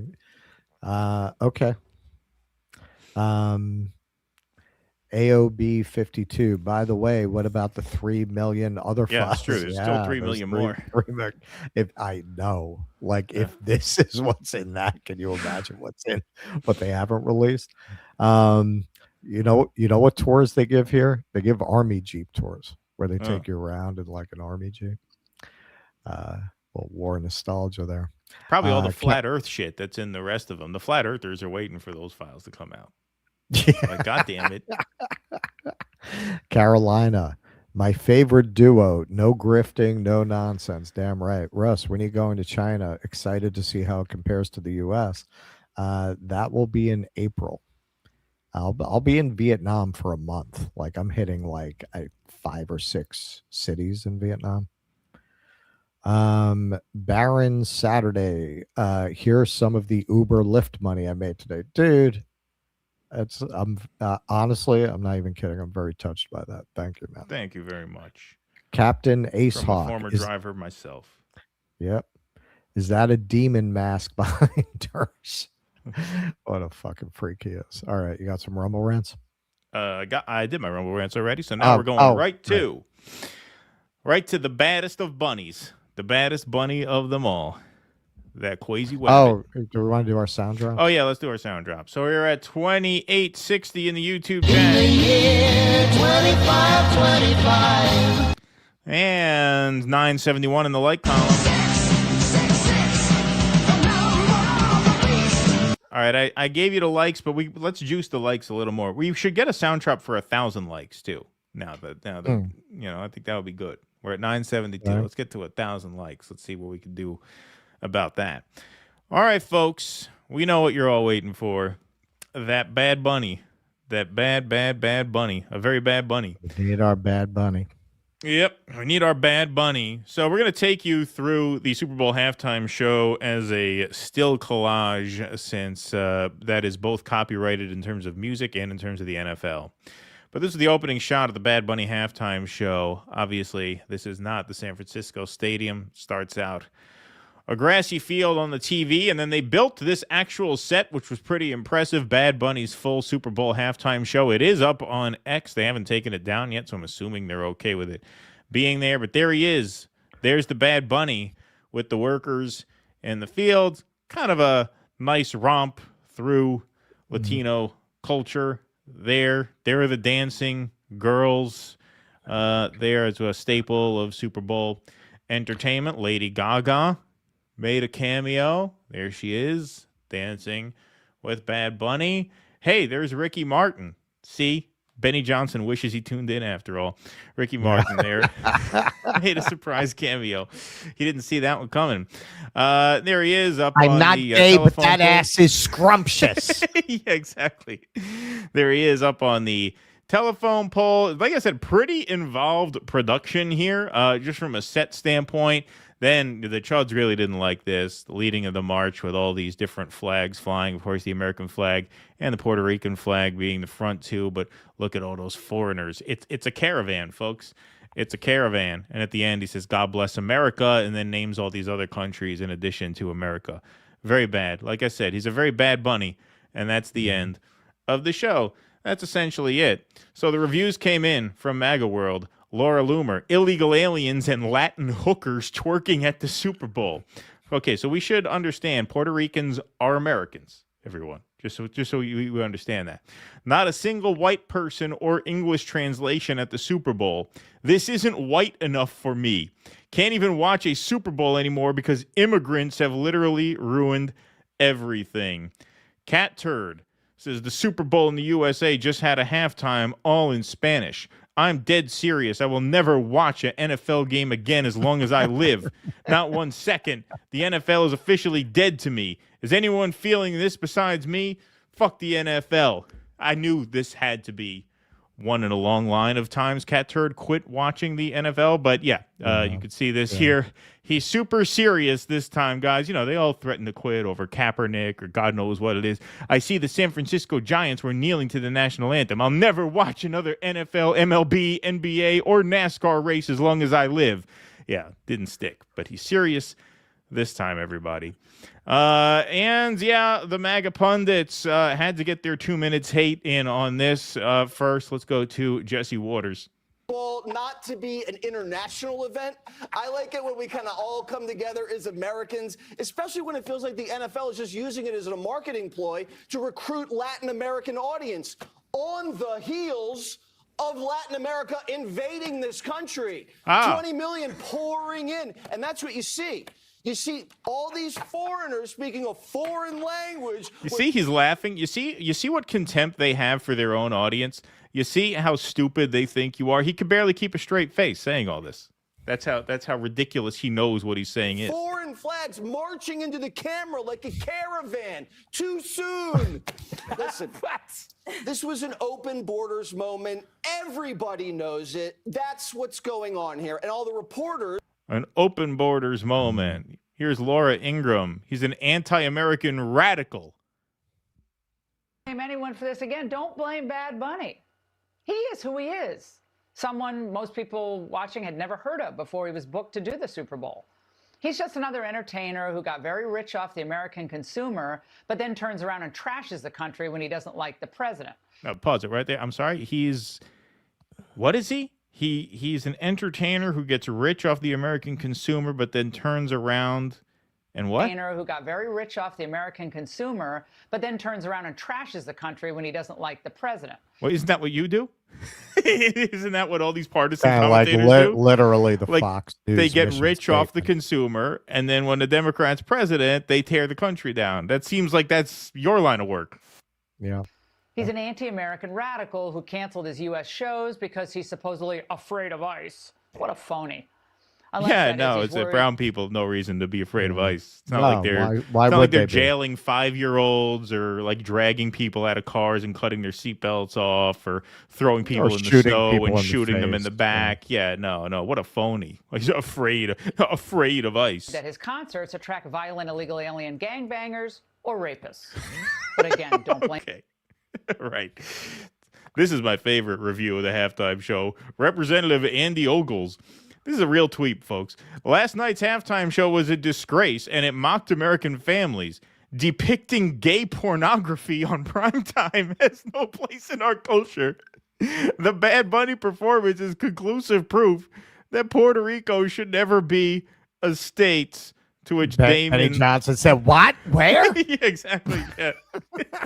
Damon Toll says, "Gay pornography? You were ogling the wrong tab on your browser." Yeah, yeah. There was no gay pornography at the Super Bowl. Nothing that could even be in the ballpark of gay pornography at the Super Bowl. So now you have Matt Walsh chiming in. I didn't watch the NFL's halftime show, but I've seen the clips here. Just an absolute disgrace and a massive middle finger to the fans to have the entire show in Spanish. Football is an American sport. This is our culture, our pastime. I was expecting a disgusting spectacle, but it looks even worse than I thought. Having the halftime show for your biggest game of the year in a language almost none of your lifelong fans can understand, while waving the flags of countries that none of them are from, is the biggest fuck you that I've ever seen a corporation give to its own consumers. Well, apparently it wasn't a big fuck you, because this is the top-rated Super Bowl halftime show of all time. Most views ever for a Super Bowl halftime show. Really? Yeah. The ones Gunther Eagleman tweeted, "Oh, Bad Bunny was a flop." That's not true. No, that's number one, beating last year's DEI halftime show, as they called it. Kendrick Lamar coming in at number 2, outranked even Michael Jackson, 135.4 million. That's Complex Magazine with the numbers there. But you would never know that to watch these guys. These guys are now just resorting. This is how far this movement has fallen. They're just resorting to straight up lying and just making up a reality that this was a massive failure. So here is Benny Johnson and Jack Posobiec on their new Get a Room podcast, talking about what a failure the halftime show was. I mean, culturally, for the zeitgeist of the NFL. I mean, I think that this, this whole Jay-Z partnership has been a massive failure. I think this has exposed woke corporations, even worse than the Bud Light boycott. I think that this is like so much worse than even Dylan Mulvaney Bud Light. It's the number 1 rated halftime show of all time. 135.4 million viewers. Literally the number 1 rated halftime show ever. Look, there's been a lot of rumors going around that there might even be advertisers now because of remember, $10 million just for 30 seconds up on the Super Bowl, but you are guaranteed a certain number of ratings. There are going to be a lot of people picking up phones right now to their Fifth Avenue advertising firms, all the marketing directors of every company that put up an ad there saying, how many people were watching during that spot when my ad ran? Because first of all, it's Madison Avenue advertising, not Fifth Avenue. Second, how many people were watching? I just told you, 135 million, the most ever. This guy, there's rumors around that the advertisers are going to ask for their money back because no one was watching. What? What? Ask for their money back. It was the highest rated Super Bowl halftime show ever. They just lie, just straight up. No, we're just going to tell the idiots who take us seriously that it was a flop, even though it was the number 1 of all time. Just amazing. Absolutely sure. Go ahead. You have anything? Yeah. I mean, this is kind of fascinating because, this is kind of a staple of the anti-woke thing. Well, they put out the woke stuff. Yeah, the go woke, go broke. And it bombs, go woke, go broke. And in the past, when they were addressing Bud Light, Target, the nerd stuff, the Star Wars and all that, they're right. This is amazing. That they'll just lie when they're proven completely wrong. And this is what I have always said about this. The problem is that these woke products sucked. It wasn't really the themes, it's the presentation, because they made the message the whole point and forgot to do good work, forgot to do good writing, forgot to structure a good story around it. You go back, you got all of this, Sturm and Drang about Starfleet Academy right now. And, you've got its defenders saying, well, Star Trek was always woke. they're right in the sense that Star Trek rather was always concerned with social justice and these kinds of questions. But the difference is they wrote it for grown-ups and they wrote it like grown-ups. It was high quality. So even these nerds who are screaming about, the shows they're doing now, they loved those shows. And that's really what you want to do. Like, don't you want to persuade people with your message? You want to draw in people like that and present them that message, which means it has to actually be good. Now, Bad Bunny, I mean, it's not my kind of thing, but apparently 135 million people feel it's good. Right. So that really proves the point. It was never about the messaging. It was never about the themes. These guys got lulled into thinking because they wound up hiring a bunch of, just out of school writers on the cheap to take over these franchises, and they destroyed them. That it was about that everyone's anti-woke, and it's not. Most people do not have a problem with a talented guy singing in Spanish with elaborate sets and a great production. It just has to be good. It was never about the themes. It was about the quality. Well, also, the context is important. So, like, if Bad Bunny had done this Spanish language halftime show when Obama was president, when we're all told that while we're bailing out the banks and while we're basically just passing Reaganism 4.0, we're supposed to celebrate our diversity as a cover for neoliberalism on steroids and really have this Bad Bunny show be a stand-in for the kind of social progress that we're supposed to be so proud of while we're basically getting Ronald Reagan type policies out of the White House.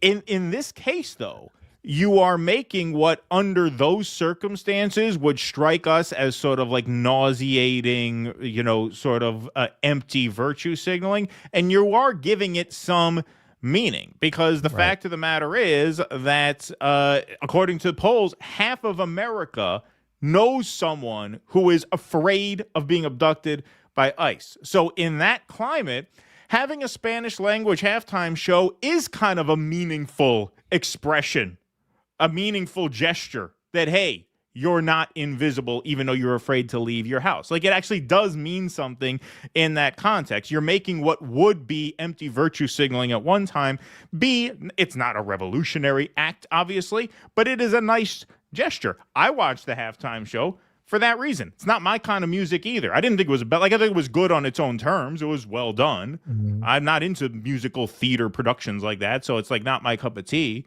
But yeah, that's why I watched. Because it actually does mean more now, given the context. Of course it does. Yeah. And I know a lot of people who don't like my explanation for those numbers. I know a lot of people who tuned in just to watch that, who don't watch football. Right. Exactly. So Benny Johnson goes on. The Bad Bunny halftime show was the worst entertainment performance in Super Bowl history.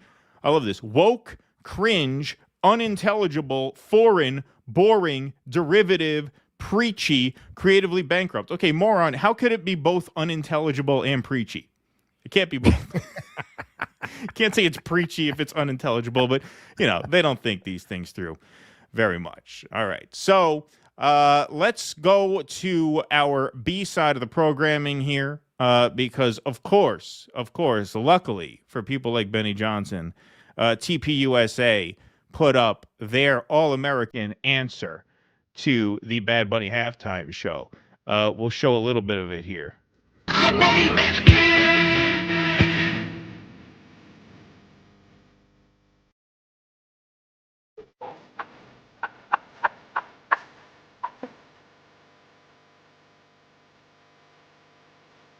We're so back. Credit to Maine on Twitter for finding that.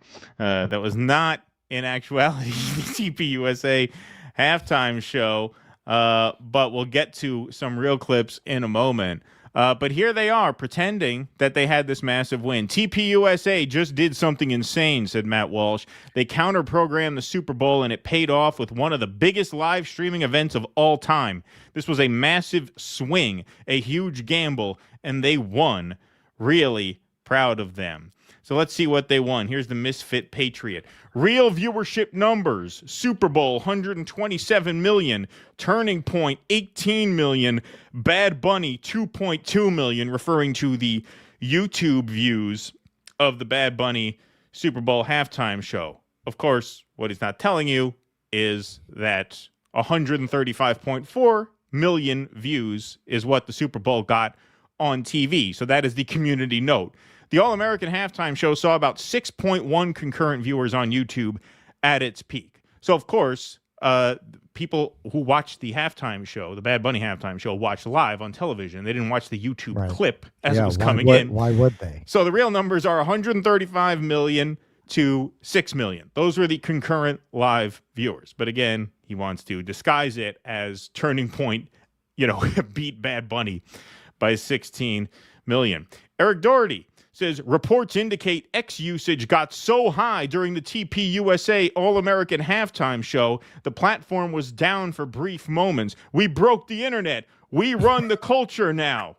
Of course, the community note, this is false. Due to licensing issues, the TPUSA halftime show was not broadcasted on X at all. That's right. They couldn't even live stream it to X because of a last-minute licensing issue, so they had to broadcast the whole thing on their YouTube channel, which, of course, is a major L because all these influencers are huge on X, so they could have racked up major viewership there, but didn't plan it out as well. But again, doesn't stop these people from just lying. Big win. Dan Bongino. It's a big cultural moment.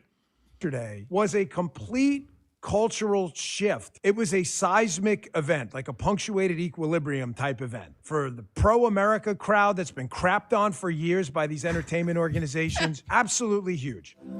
Absolutely huge. Sweaty Dan. Sweaty Danny boy. Cat Turd says, don't let the left fool you. There was a huge cultural shift at the Super Bowl halftime. We won, and it was a tsunami.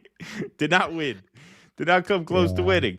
So Frank Luntz, you're never going to see Bud Light again, guys. No, never happened. That was the high watermark. You can't beat this bunny. This is the Bad Bunny. He's the baddest bunny in all the land. Can't catch him. So Frank Luntz, famous pollster, posts as of February 9th, so this was last night, current YouTube view counts. So it turns out Bad Bunny had far surpassed Turning Point USA, even on the YouTube replay views. Right, which is not counting the 135 million who watched it live. Even on the YouTube replay views, it was at 41.2 million to TPUSA's 20.5. Current standings as of this morning when I put this together, Bad Bunny's replay, 52 million to Turning Point USA, just kind of stuck there at 20 million, stalling out. Too bad. Very sad thing. But surely they got a boost from the president, did they not? Here's Carolyn Levitt saying that Donald Trump is going to be tuning in to TPUSA's halftime show. He's skipping Bad Bunny. This weekend at the Mar-a-Lago Super Bowl party, after the first two quarters, are the TVs going to be on the halftime show with Bad Bunny or the halftime show with Kid Rock?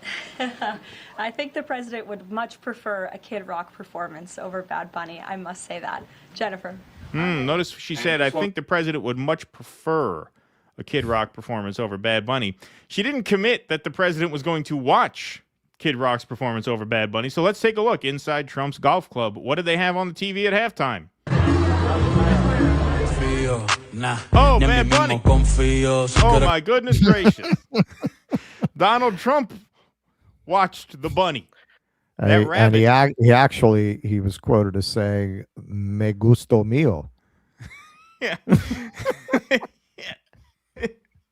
I tell you can't stop the rabbit. You cannot stop that rabbit. This is the baddest bunny. They call him Bad Bunny for a reason. So even Donald Trump screwed you and turned on Bad Bunny.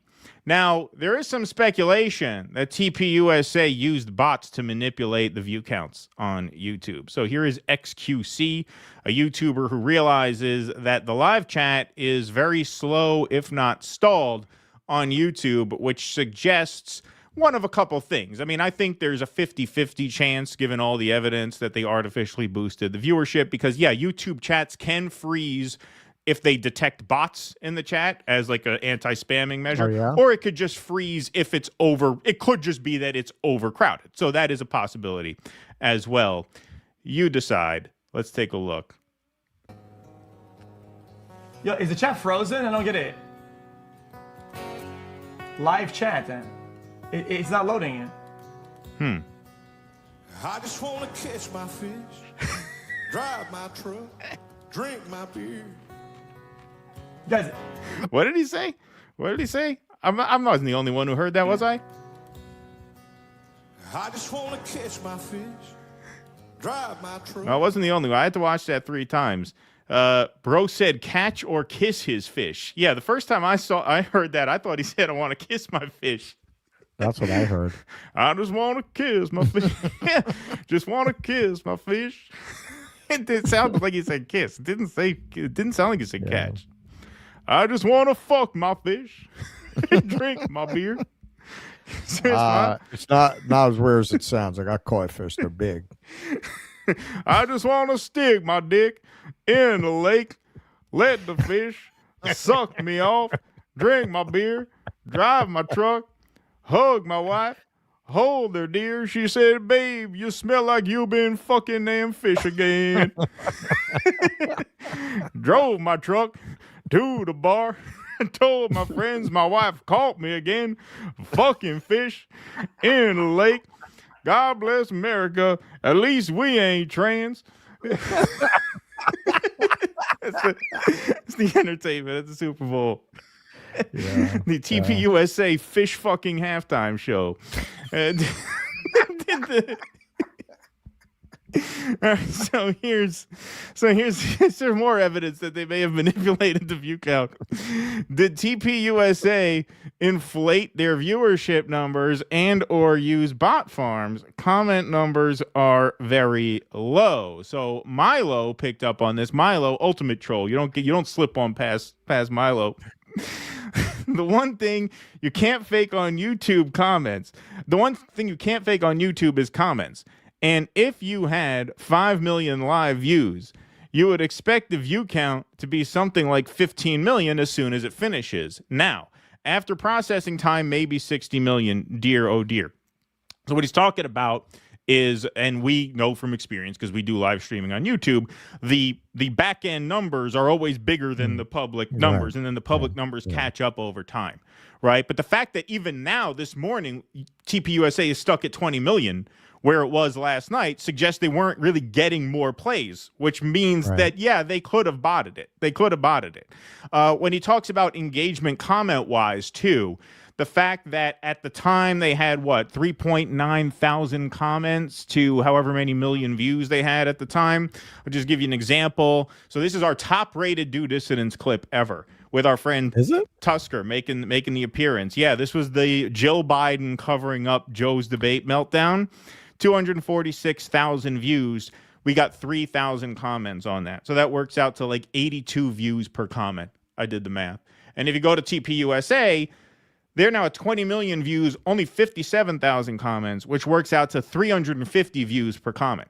Not proof that they botted it, but evidence that the comment to view ratio does seem particularly low, which could mean that they botted it. Again, there's no conclusive proof either way, but when you add all these things together, that's not like an unfounded theory. It certainly makes sense. They may want to pad the numbers. I mean, they had a lot riding on this. And hey, this was the entertainment, folks. Pretty wild. They did a segregated halftime show just for pedophiles, said Brett Macelis here. I like this one, too. Kid Rock makes music for guys who are only allowed to see their children every other weekend, but don't. I like how he adds "but don't" at the end. That makes that joke. But yeah, here's Kid Rock lip synced the whole show. Here's a video of him putting the microphone down several times as lyrics kept going. What a Republican ripoff.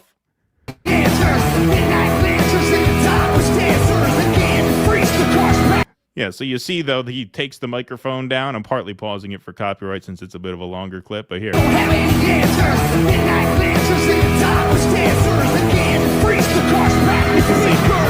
Takes the mic away, and yet you still hear the words. Not Yeah, even a good lip syncer. It's a dead giveaway that he's Should lip talk syncing. to some of those drag queens.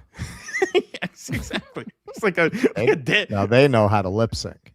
Yes, they do. You know who really knows how to lip sync? Those fish. Those fish are Those good lip fish, syncers yeah. too. Yeah, Yeah. a lot of practice. They get a lot of practice. They get a lot of practice cupping that microphone. So Kid Rock. My then, dick's so small, I can fuck a fish.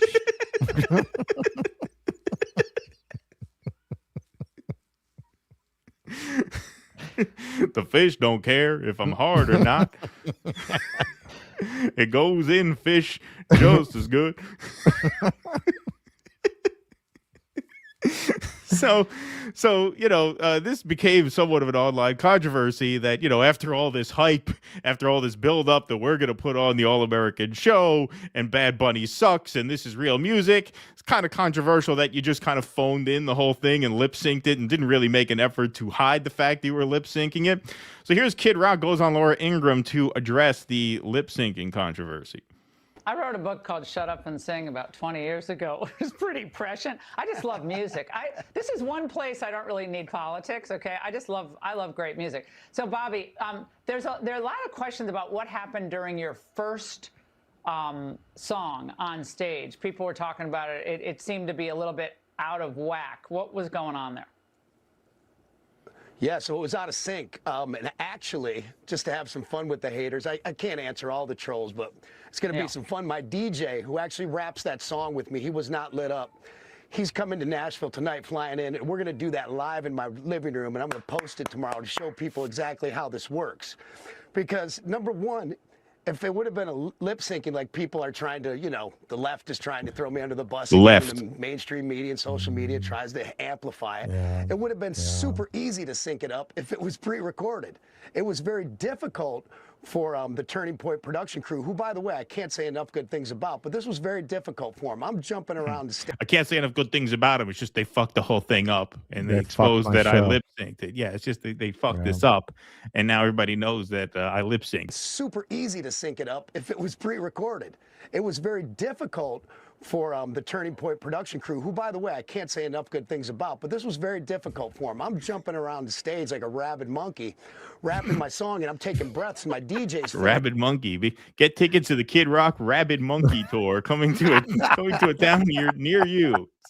It's a good way to describe yourself. Let people say it was like some people who've been to Africa. They said it was like Ebola. It was like Ebola victims they've seen my performance. Yeah, exactly. Enough good things about, but this was very difficult for him. I'm jumping around the stage like a rabid monkey, rapping my song, and I'm taking breaths, and my DJ's filling in the other parts of it. And it was I even told him when I saw the rough cut, I was like, you guys got to work on that sync. It's off. So it was just a syncing issue that they Wait, hold on. Rough cut? What do you mean when you saw the rough cut? You saw the rough cut? I thought this was a live show. I thought it was a halftime show. I thought this is being performed live. It's a live stream on YouTube. You're certainly pitching this as a live show. So what do you mean rough cut? That implies you watched it back and realized that the sync was off? Well, yeah, no indication was given during the Turning Point USA Alternative Super Bowl halftime show of whether it was live or where the performances were taking place. But sources say the show was pre-taped in Atlanta. So Blue Georgia then posted this text message here from a film production friend here in Atlanta. TPUSA's halftime show hired 200 paid extras as their audience. Yeah. Now, we don't know the authenticity of this text message, but given Kid Rock just spilled the beans and said I saw the rough cut of it, that means it was pre-taped. And yes, it broke just before we went on the air, literally, for all we know before, maybe even since we went on the air. That Kid Rock just did put out that video with his DJ explaining how they sync it or not sync it, whatever. And yeah, he has confirmed that, in fact, the live halftime show was not live. It was actually pre-recorded. So basically, it was fake. This whole thing was one big fake. Kid Rock here. Do you think I or any of the people who didn't have the sense to drop out of this once they saw ICE agents shoot a VA nurse in the snow? Do you think any of us have enough talent to do a live show? Pre-taping was the only way we were not going to humiliate ourselves even worse than we did. Yeah, exactly. Come on, people. I thought that was understood. Oh, the rough cut. When I saw the rough cut, I said, hey, guys, the sync is off. I guess it was too late to do it again. Like a rabid monkey, rapping my song and I'm taking breaths and my DJ's filling in the other parts of it. And it was I even told him when I saw the rough cut, I was like, you guys got to work on that sync. It's off. So it was just a syncing issue that they had. When I saw the rough cut, wow. So here's Zach Bryan, who had that Anti-Ice song as part of his new album. We covered this months ago. I reviewed his latest album, actually, on my music podcast, youtube.com/@shufflepod, if you're curious. Actually, a very good album. Very good album. And this kind of speaks to why. Zach Bryan on the Turning Point USA halftime show posted to his Instagram, I don't care what side you're on, a bunch of adults throwing temper tantrums and their own halftime show is embarrassing as hell and the most cringe shit on the planet. That's right. Based. But it's not just Zach Bryan. It's Nick Fuentes. Nick Fuentes. TPUSA halftime show was so bad they lost Nick Fuentes. The halftime show. We can't talk about it without also discussing the Kid Rock thing that was going on somewhere else. What the fuck was that? I mean, if that's the best we have to offer, honestly, I'm switching sides. If that's seriously. Oh, we know you switched. They said teams, this Nick. is the Yeah, all-American halftime show. God, family, and it's like, okay, if that's the all-American halftime show, I don't know, guys. We're losing them. You know, you're losing them. That's right. They lost Nick Fuentes. And by the way, speaking of faith and family, it's an interesting little nugget here. The wedding during Bad Bunny's Super Bowl halftime show was real. His rep confirms. The couple had invited Bad Bunny to their wedding, and in turn, he allowed them to get married during his show. So yes, it was a big stage show, and there was a wedding scene. And apparently the wedding scene was not paid actors like the audience at the TPUSA event, but a real life couple actually tying the knot and getting married on stage at the Super Bowl halftime show. And so I observed an actual wedding happened at the Bad Bunny halftime show, but the family values people boycotted it to watch a guy lip sync about hookers, drug addicts, and topless dancers in a song whose title is literal gibberish. Yeah, da ba with ta ba. That's the Kid Rock song. So there you have it. There you have it. Just a complete implosion of these clowns to the point where they had to just go out and just straight up lie and say, yeah, we dominated, total victory, total cultural shift. No, you did not. No, you did not. You got blown out 135 to 6 million. And it's reasonable to believe that a lot of that engagement was bot farming. Number one. And number two, it wasn't even a live stream. It wasn't even a live show. It was pre-recorded. That's amateur. Everybody does it live. That was some Kyle Kalinske shit, right? Due Dissidence does it live. Jimmy Dore does it live, right? Real men do it live. Okay, that was not even live. Yeah, might as well just bleach his hair, marry an old woman. Yeah. Pre-tape. And by the way, if you pre-tape something and you realize the sync was off, you ever think of maybe doing it again? Since it's kind of a high stakes thing. Hey, maybe we pay 100 extras to come back. Let's take this again where we do it right. The sync is off there. Fuck it. We'll just run it. We'll just run it anyway with the fish fucker guy opening up the show. Hey, this is okay. So this is a minor point. You know, I thought these Southerners didn't believe in miscegenation. You know, now they're fucking fish. They've really come a long way. I mean, I guess that's what you could say. You know, the South really has changed. The guy says he wants to kiss his fish. Yeah, now you can get together with fish down there. Yeah, they've evolved. They've really evolved. You're really through the looking glass on the grift here, where they've just decided they've got to feed their audience of regards that remain post Epstein Files a narrative that makes them feel good. They got to feed them a product, and you know, doesn't matter if it's true. It just doesn't matter. Like just say it. Oh yeah, there are rumors the advertisers are going to be calling. It's not true. Well, you know, the people that watch us can barely read. They're never going to. They're never going to find that out. Yeah. You know, just give them the narrative. Yeah, we're winning the culture. Yeah, we own the culture. And what's most striking and pathetic about it is this is very much the kind of thing they were saying a year ago with some justification. Right? We are the media now. We've taken over, right? Sure. Right. Trump had just won. And yeah, man, all these boycotts were effective against Target, against Bud Light, right? This idea that they were taking over the culture. Now, if you were paying attention, the problem with this theory was always complete lack of talent in their camp. Right. Like I can't see the whole culture being built around podcast bros, right? Like people like to hear a good little ditty every now and then. Right. And the best you got is Kid Rock. That's going to be a very short-lived cultural victory because people are going to turn back to the people with talent. And those people don't tend to have your politics. Sorry, guys. They just don't. Yeah. And that all kind of collided in this Super Bowl, just writ large. At the end of the day, I mean, you should understand it from your own arguments and experience.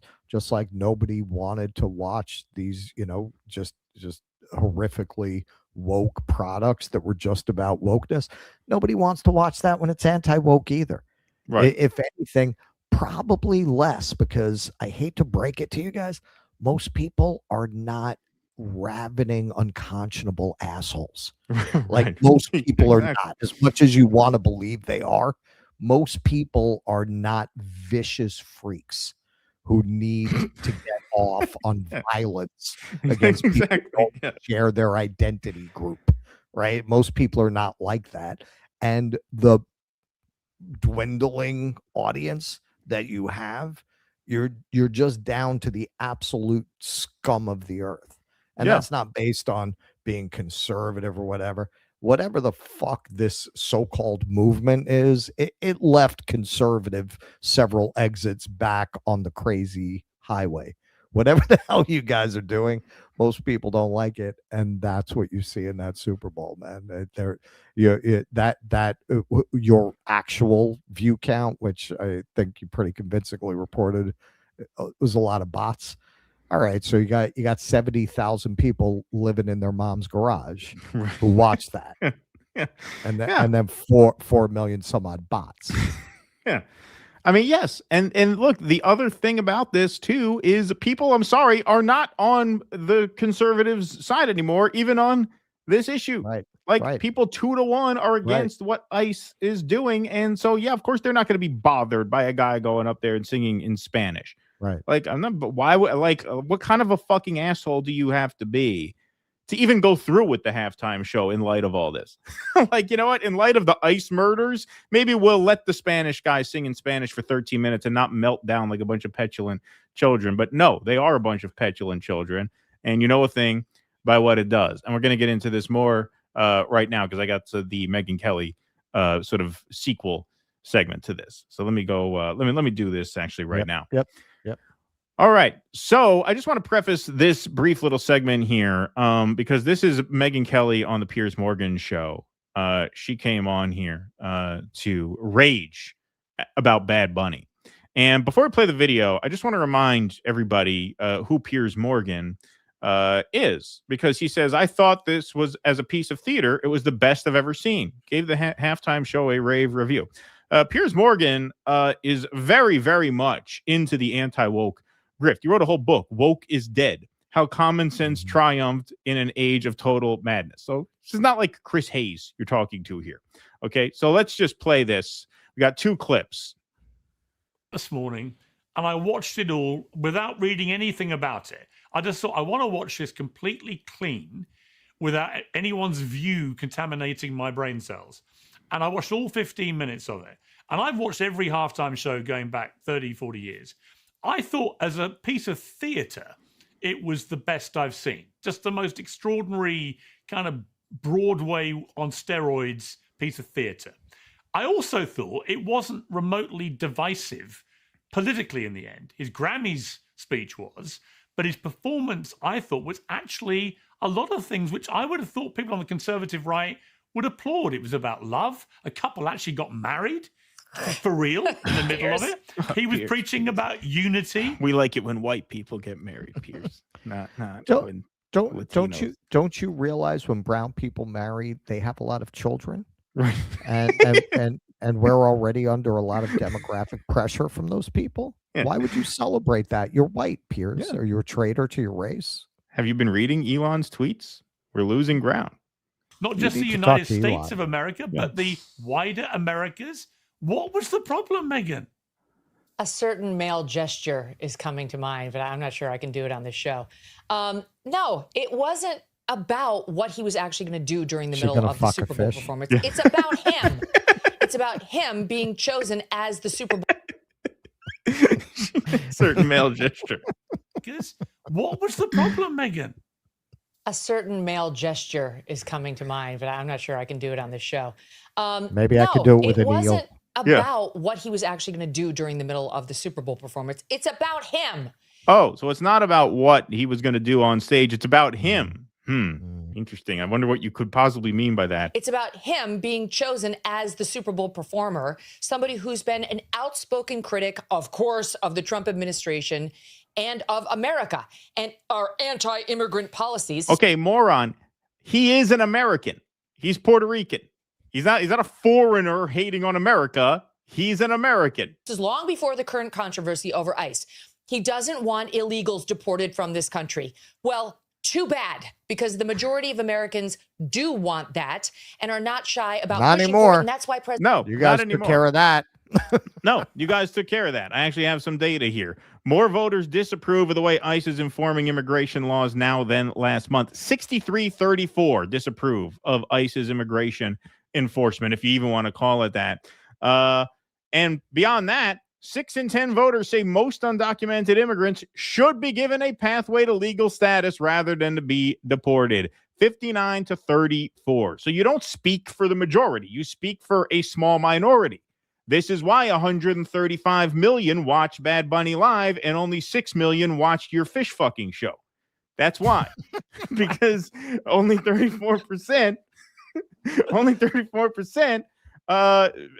support the way you are implementing immigration policy. That is my vote for the title for the podcast version. The fish fucking show. The fish fucking show. That's why President Trump got elected. So he and his little buddies over at Green Day never miss a chance to bash the United States of America. I think those medications for your hip have gone too far. We need to dial back a pill or two, okay? We want something that we can all understand. I don't think Bad Bunny used his appearance to bash America, but I can't be sure because I didn't see any subcaptions on his Spanish language performance. But what about Pavarotti? They chose What about two Pavarotti? America haters. What about Pavarotti, who Donald Trump in 2016 in particular would use at every campaign rally? He's used it at the RNC, right, as a triumphant tub-thumping anthem. Good point, Piers. Well, no, hang on. Not only Pavarotti. I've been to lots of Trump rallies. Pavarotti gets a song, maybe but two. he sings.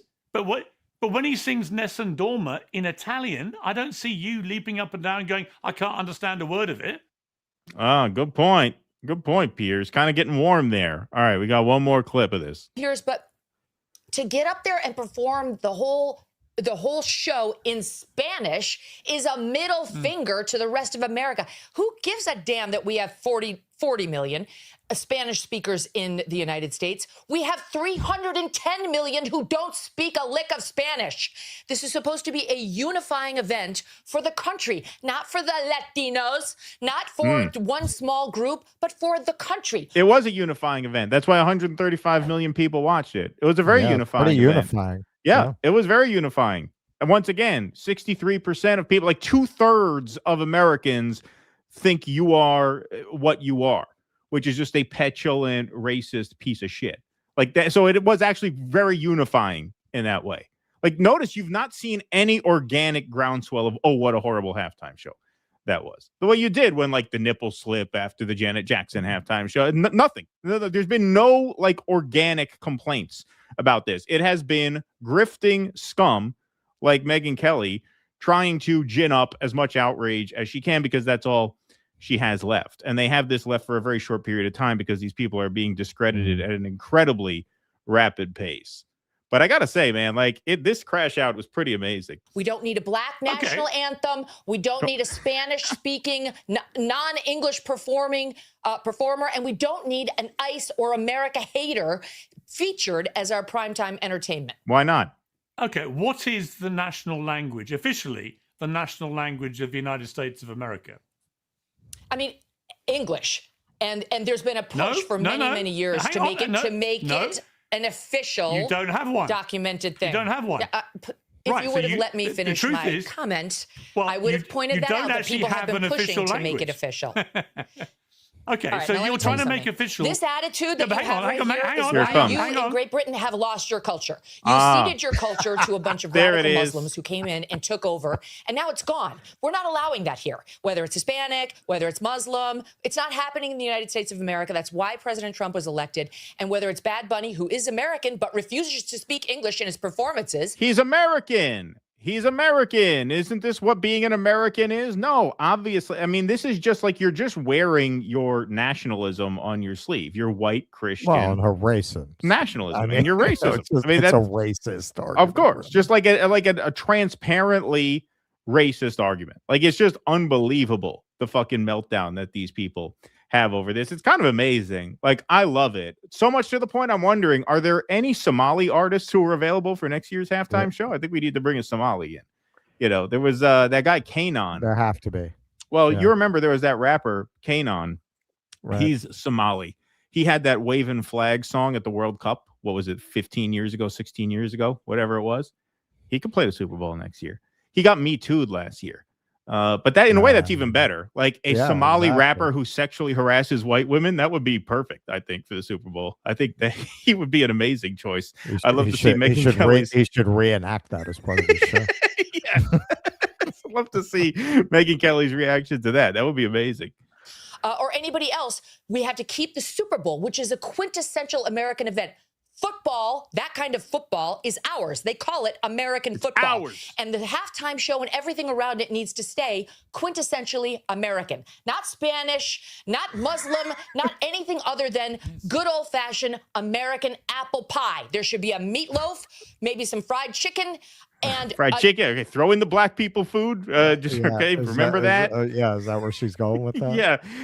Yeah, well, because I don't know if it registers to her. Like, when you insist that only white Christian meatloaf eating Americans are real Americans, like, you have to understand that is an incredibly racist and, yes, Christian nationalist argument that you're making. Not Muslim, not Spanish, American. This is literally the guy in the Civil War movie with the red glasses saying, what kind of American are you? Right, the famous meme now. It's a meme. It's a great scene. It became a meme. That's literally what she's talking about here. What kind of American are you? I mean, that is exactly the argument she's making.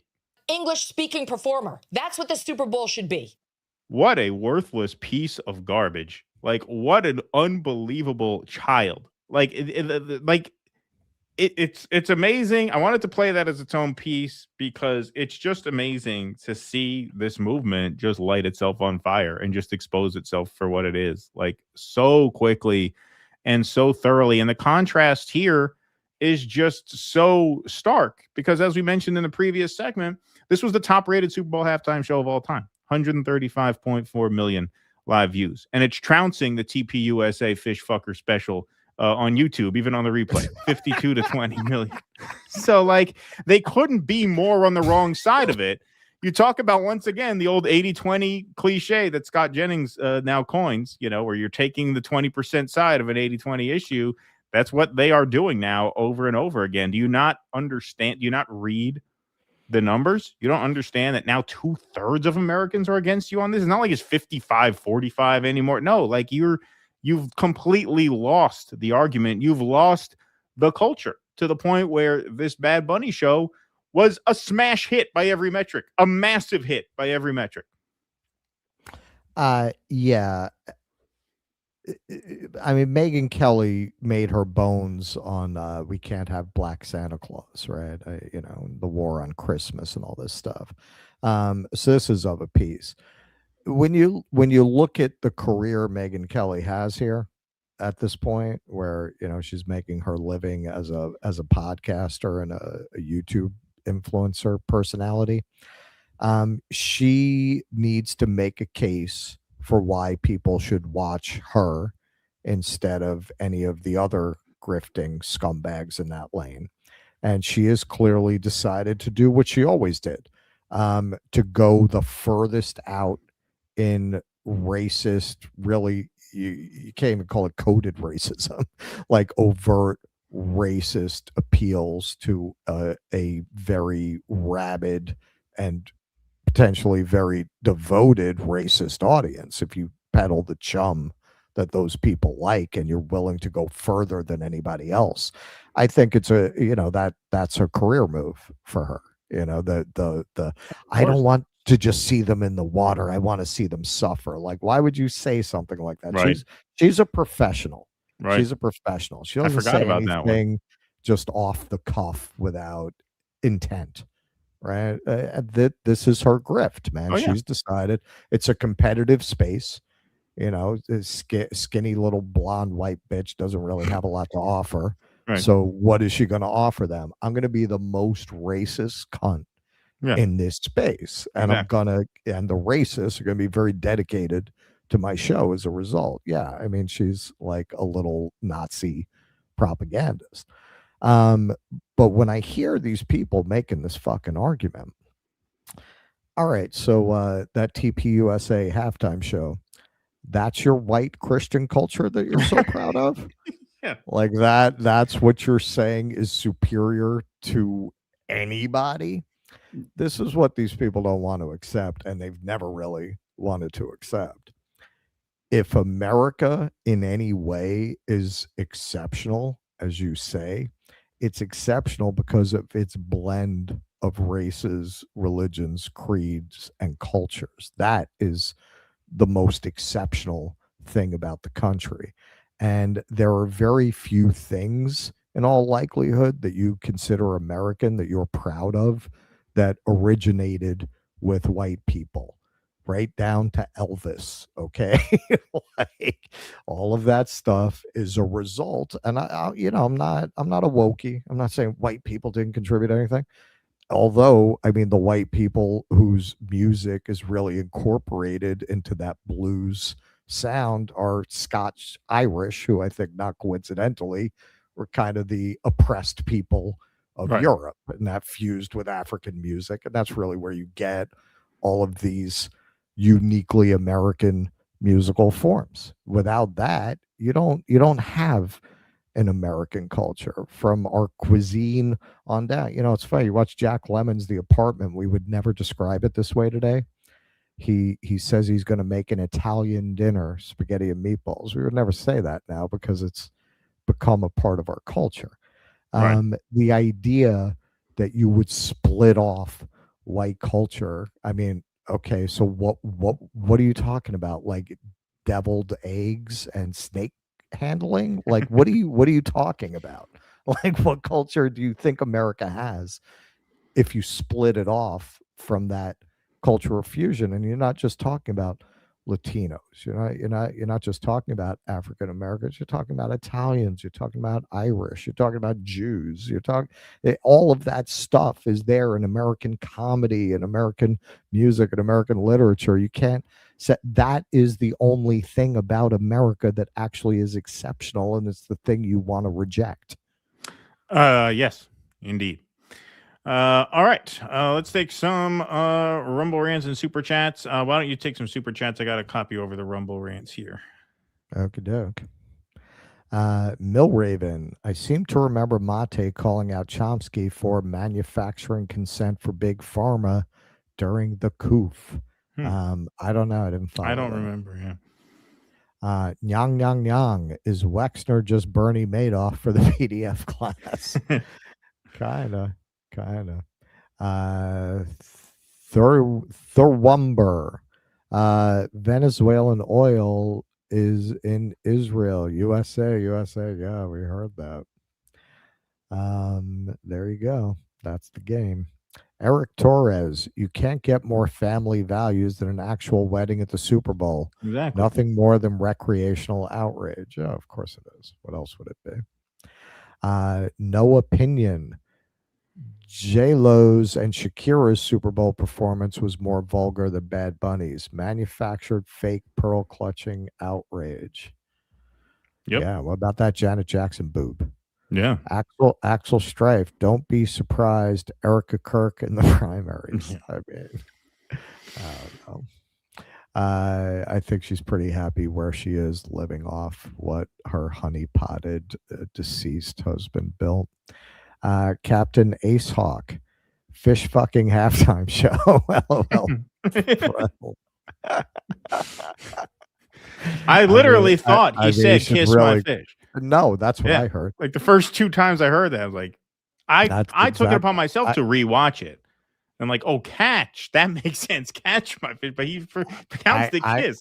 I heard kiss. I wanna Ray, kiss my fish. Ray Ghost Infinite super sticker. Thank you, man.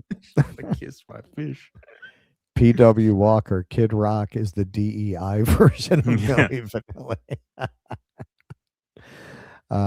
Camillo, you are missing all the meaning of the halftime show. The taco stand, the 64 jersey, the Ricky song, the light post, the gay dancers, the drug references, and you also missed the point of the flag.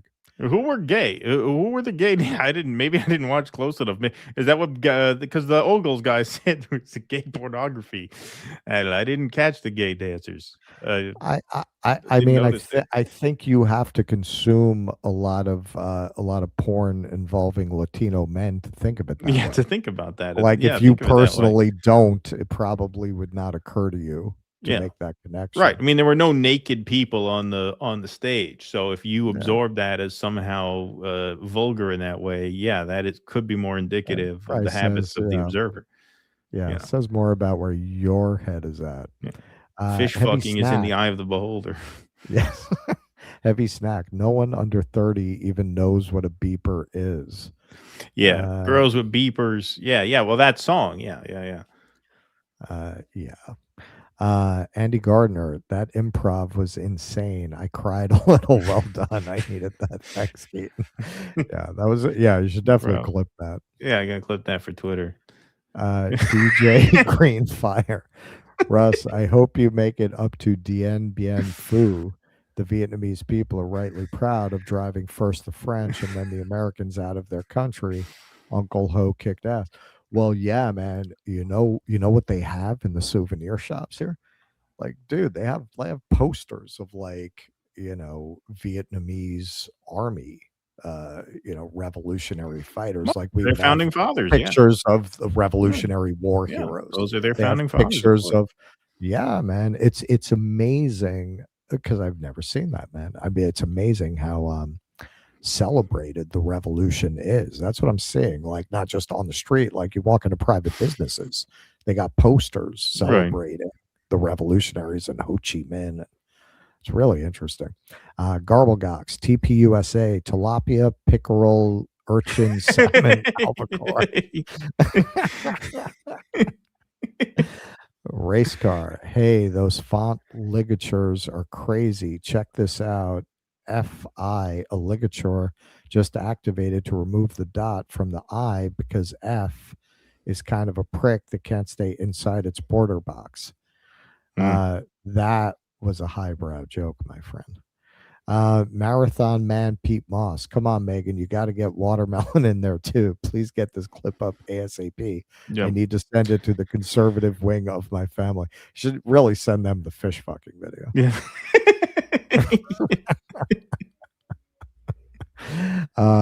Okay. All right. All right, let's take some Rumble rants over here. Where we at here? Professor Brown. Oh, Crystal also started using the Regard voice reading DJT tweets. I like it. Oh, really? Interesting. Catching on. Xander Varkov. Alan, I kept my underwear on. Dershowitz also argued that snuff films made abroad should be legal to view and possess in the U.S. Is that true? Wow. Mark Pugliese. Boys, I'll throw in a buck because I'm cheap and say this about Chomsky. People would be stupid to unlearn the many things he taught us. Well, yeah, nobody's saying you should. Like, it's not either or. No. It's not either No. or. Nope. Like, I'm not going to stop quoting Seinfeld. Mark Dansky, the plan is to get Trump out and have Vance choose Erica Kirk as VP. Candace is doing her best to foil that caper. Well, I definitely buy the Vance part. The Erica Kirk thing, we'll see what happens. All love stories take time. A little creepy. Yeah, exactly. But no, definitely the Vance thing. May Jess, thanks for the $20. Very kind of you. Michael Tracy also said Tara Reid was lying about the Biden sexual abuse. Tara offered to come on his live stream, and Michael Tracy refused. Yeah, make me wonder if Michael Tracy was once falsely accused. I don't get that sense. I won't speculate about his personal life in that way, but yeah, he does seem to have a certain hang up about victims of he has a thing about that. He used to have a thing for whatever reason. Who the fuck is this heavy snack on YouTube? Don't they know that's my nickname from all two of my admirers? I'm suing. Thank you for Queen. Oh, George says, hey guys, Larry Charles was also involved with Religulous. Yes, the Mar vehicle. Yep. Also, The Shield was an excellent show, in my opinion. Amazing writing and acting, all 8 seasons. I never watched The Shield. A bunch of my friends really loved The Shield, though. I have a bunch of friends who really love that show. But I did never get around to watching it. Thank you, oh George. Vanticus Prime, Boomer, Groomer, Loomer is a not-so-male alter ego of Chuck Schumer. Thank you, Vanticus. Got the rhymes today. I meant female. Fucking typos, no problem. What's up, Doc? Bad Bunny should have made a left at Albuquerque. Ha, good one, Eric Cuso. All right, let's do our next segment, more Epstein Files. Mo Epstein Files. Okay, so as you might know, Elon is really trying to deflect from his own naming in the files by attacking everyone else named in the files. That's not really the interesting part of the Steve Bannon story to me. Steve Bannon's story, if you really look at it closely, is one of those stories that is very revealing of the fact that the entire right populist movement, the objectives of it were always exactly the opposite of what they were telling people they were. The objectives were actually to enslave you more, not to liberate you under the guise of liberating you. So Mario Nawfal, Epstein was working with Steve Bannon on a global populist movement before his arrest. You can't make this up. The anti-elite crusader taking advice from the most elite pedophile on earth, draining the swamp or whatever. So you might remember this clip. This might jar something because this really got around at the time when he did this interview with PBS. This is not capitalism. This is where you have a underclass, right? A lumpen proletariat almost is taken care of by the state. You have the very wealthy, and you have this kind of neo-feudalist working class and middle class in the middle that pays for everything. And the guys at the top, we've socialized the risk, that $1 trillion of infusion, right? Remember, the balance sheet of the Federal Reserve on the morning of September 18th, $1 trillion gap between the obligations of the pension funds and what we've earned off the pension funds. Why? Because it went to zero interest rates, and the bonds that they can buy have no juice in them, right? The other thing is public schools and all this. Even communities that are not leveraged can't issue bonds because there's no juice in the bonds because the negative interest rate is 1.5%. We've essentially put the burden on the bailout on the working class and middle class. That's why nobody owns anything. Right. But the millennials today are nothing but the 19th century Russian serfs. They're better fed, they're better clothed, they're in better shape, they have more information than anybody in the world at any point in time. But they don't own anything. They're not going to own anything. Okay? And they're 20%, if you mark in time against their parents, they're 20% behind in their income. And there's no pension plan in the future. They're all gig economy. We've literally destroyed the middle class in this country. Okay. And both political parties. By the way, this is not about Republicans and Democrats. Right. This is the way the system works, and this is the way the system comes together to protect itself and to move itself forward. Okay. And so because nobody understands even the rudimentaries. That sounds like the kind of base shit you'd say to weasel your way into power. Yeah. Watching that clip now really reminds you of why a lot of people on the left kind of said, well, they're talking about the issues, the actual issues of the country, even if I disagree with their solutions. And it really reminds you how the Democrats enabled this. Right, Because exactly. a big part of how they came into power is Democrats were allergic to pointing out the obvious like this about how the economy works, how it's leaving people behind. They're allergic to class ever since Clinton sold the party to Wall Street. They do not want to talk meaningfully about class economics. And that left an enormous lane for people like Bannon to drive a fake populist movement through, because at least they're talking about what people's actual experience is. The Democrats go, America's already great, right? I mean, that's not relatable to people. This was relatable. And they did essentially, very much sorry to cut you off, but I'll be brief. They did essentially what Trump is doing now vis-a-vis inflation and all this. Oh, that's not really a problem. No, the economy's great. They said the Biden economy was great. Yeah. No problem here. Just you know, the only problem is marginalized groups having the same opportunities that we have. Right. The only problem is English language halftime shows. Yeah, that's the only problem. Okay, now this is very instructive. And I want to talk about the function that Steve Bannon and people like Steve Bannon serve. So this is Charles Curtis. Now, some of you probably know this, maybe even a lot of you. He was Native American. He actually grew up on a reservation. He was vice president to Herbert Hoover. So what did he do for Native Americans? The Curtis Act helped weaken and dissolve Indian Territory tribal governments by abolishing tribal courts and subjecting all persons in the territory to federal law.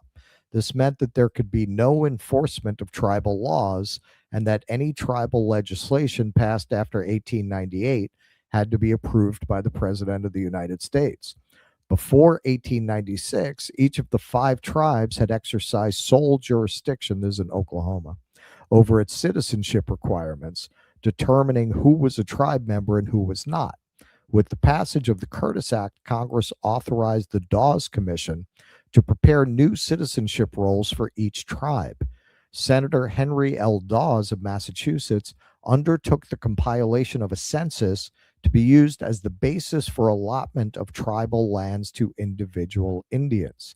Enrollment of tribe members in the ensuing allotment was performed without tribal consent. The Curtis Act dealt a blow to the governmental autonomy of the 5 tribes, but the act was merely the culmination of legislation designed to strip tribal governments of their authority and give it to Congress and/or the federal government. Ironically, Charles Curtis, himself of Indian blood, was responsible for the act that helped pave the way for the demise of the Indian nations and for the statehood of Oklahoma.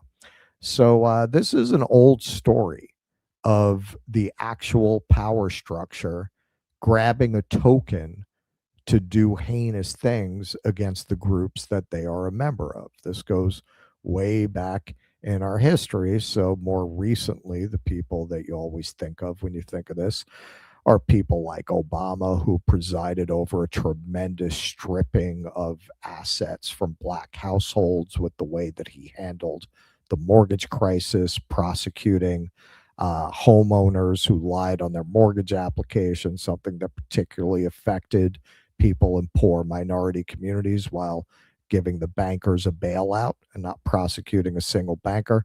Kamala Harris, who was a particularly zealous prosecutor against people for marijuana crime, something that particularly affects people of color because they don't like to ruin the lives of white kids over pot charges. But they'll throw the book at a black person who gets arrested for that. And hey, who can forget, man? This never gets old. This never gets old. Could a white politician have gone to Flint and done this stunt, drinking the water?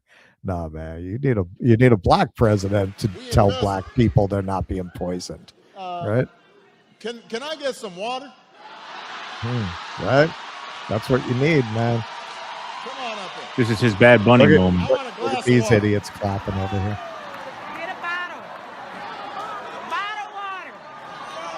I want a glass of water. Everybody settle down. This is a feisty crowd. you. I really did need a glass of water. This is not a stunt. Yeah, look at that. What? And they were like, something's wrong His here. lips. He did not drink it. He didn't sip it. He wet his lips. There was an audible gasp in the audience. People were just like absolutely. Now, can you imagine George W. Bush trying to pull that off? This isn't a stunt. I'm really thirsty. This isn't a stunt. I'm thirsty. I'm thirsty. No, man, that's the whole thing, man. That moment is so immortalized because it puts in such stark relief what Obama's function was, how he used his blackness to lull black people into not objecting to the way the system was screwing them. That was why you think Citibank backed him. Why is Citibank going to back this guy?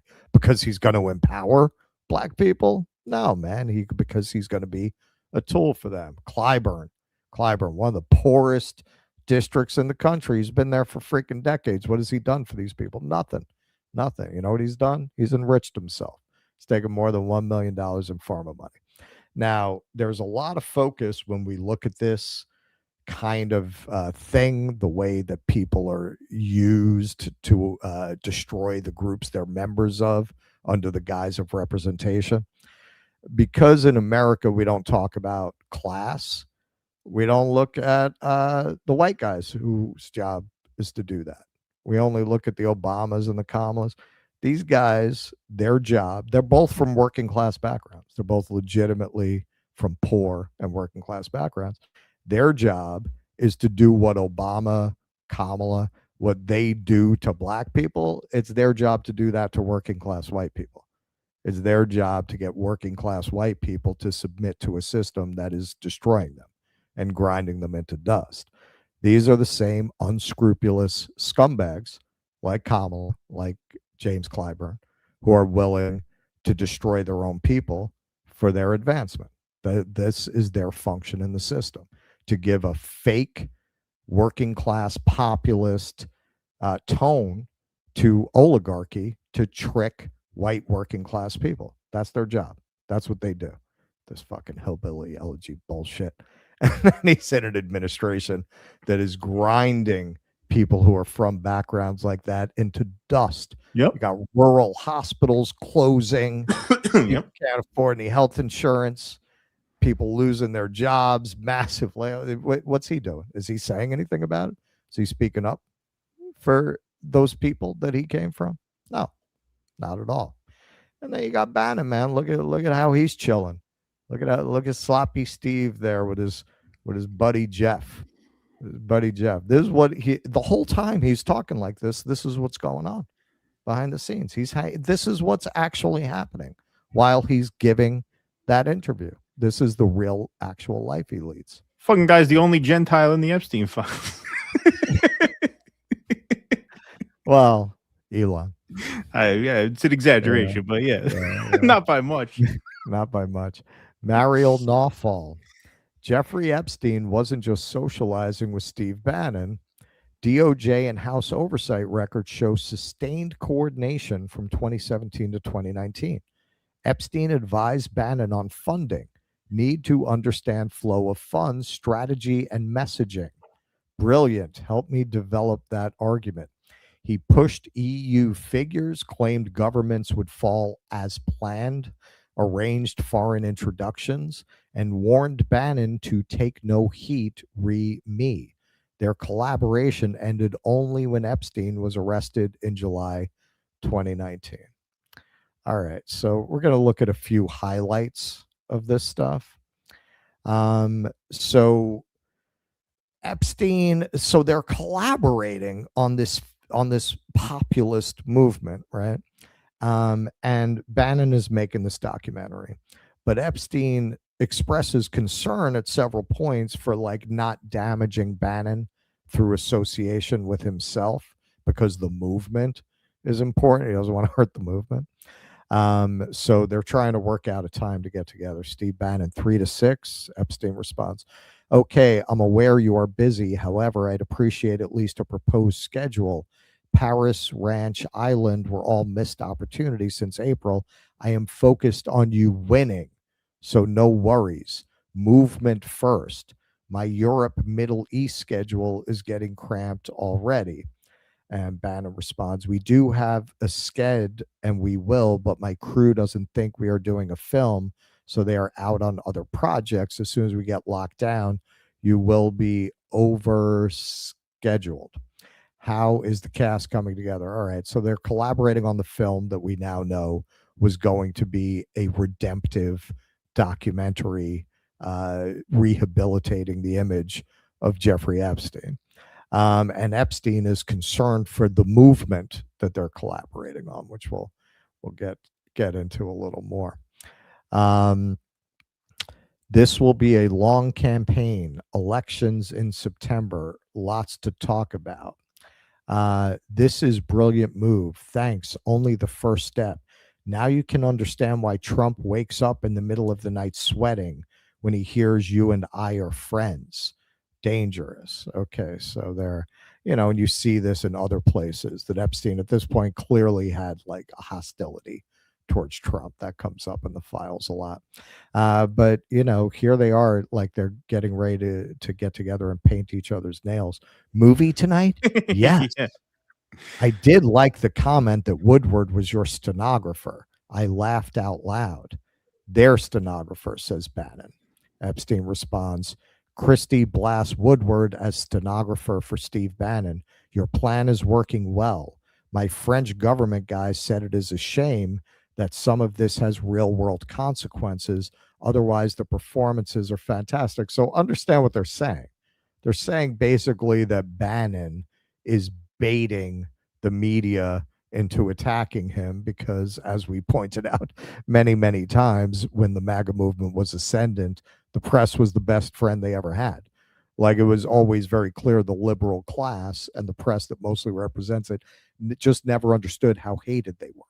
They never understood how when they would attack a guy like Bannon, that was the best thing they could do for him. That was an endorsement. Now, what you're seeing here is a lot of what Bannon was doing is performative to get that reaction, which is something we always said with a lot of that stuff, with Trump in particular. They also were adamant and agreed with you that China, for the very first time, is following an imperialistic strategy well thought through.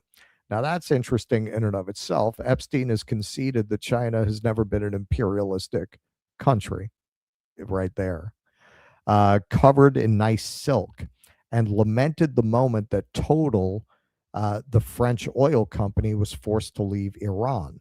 China was there within the week. Yep, but that will all be reversed when regime falls.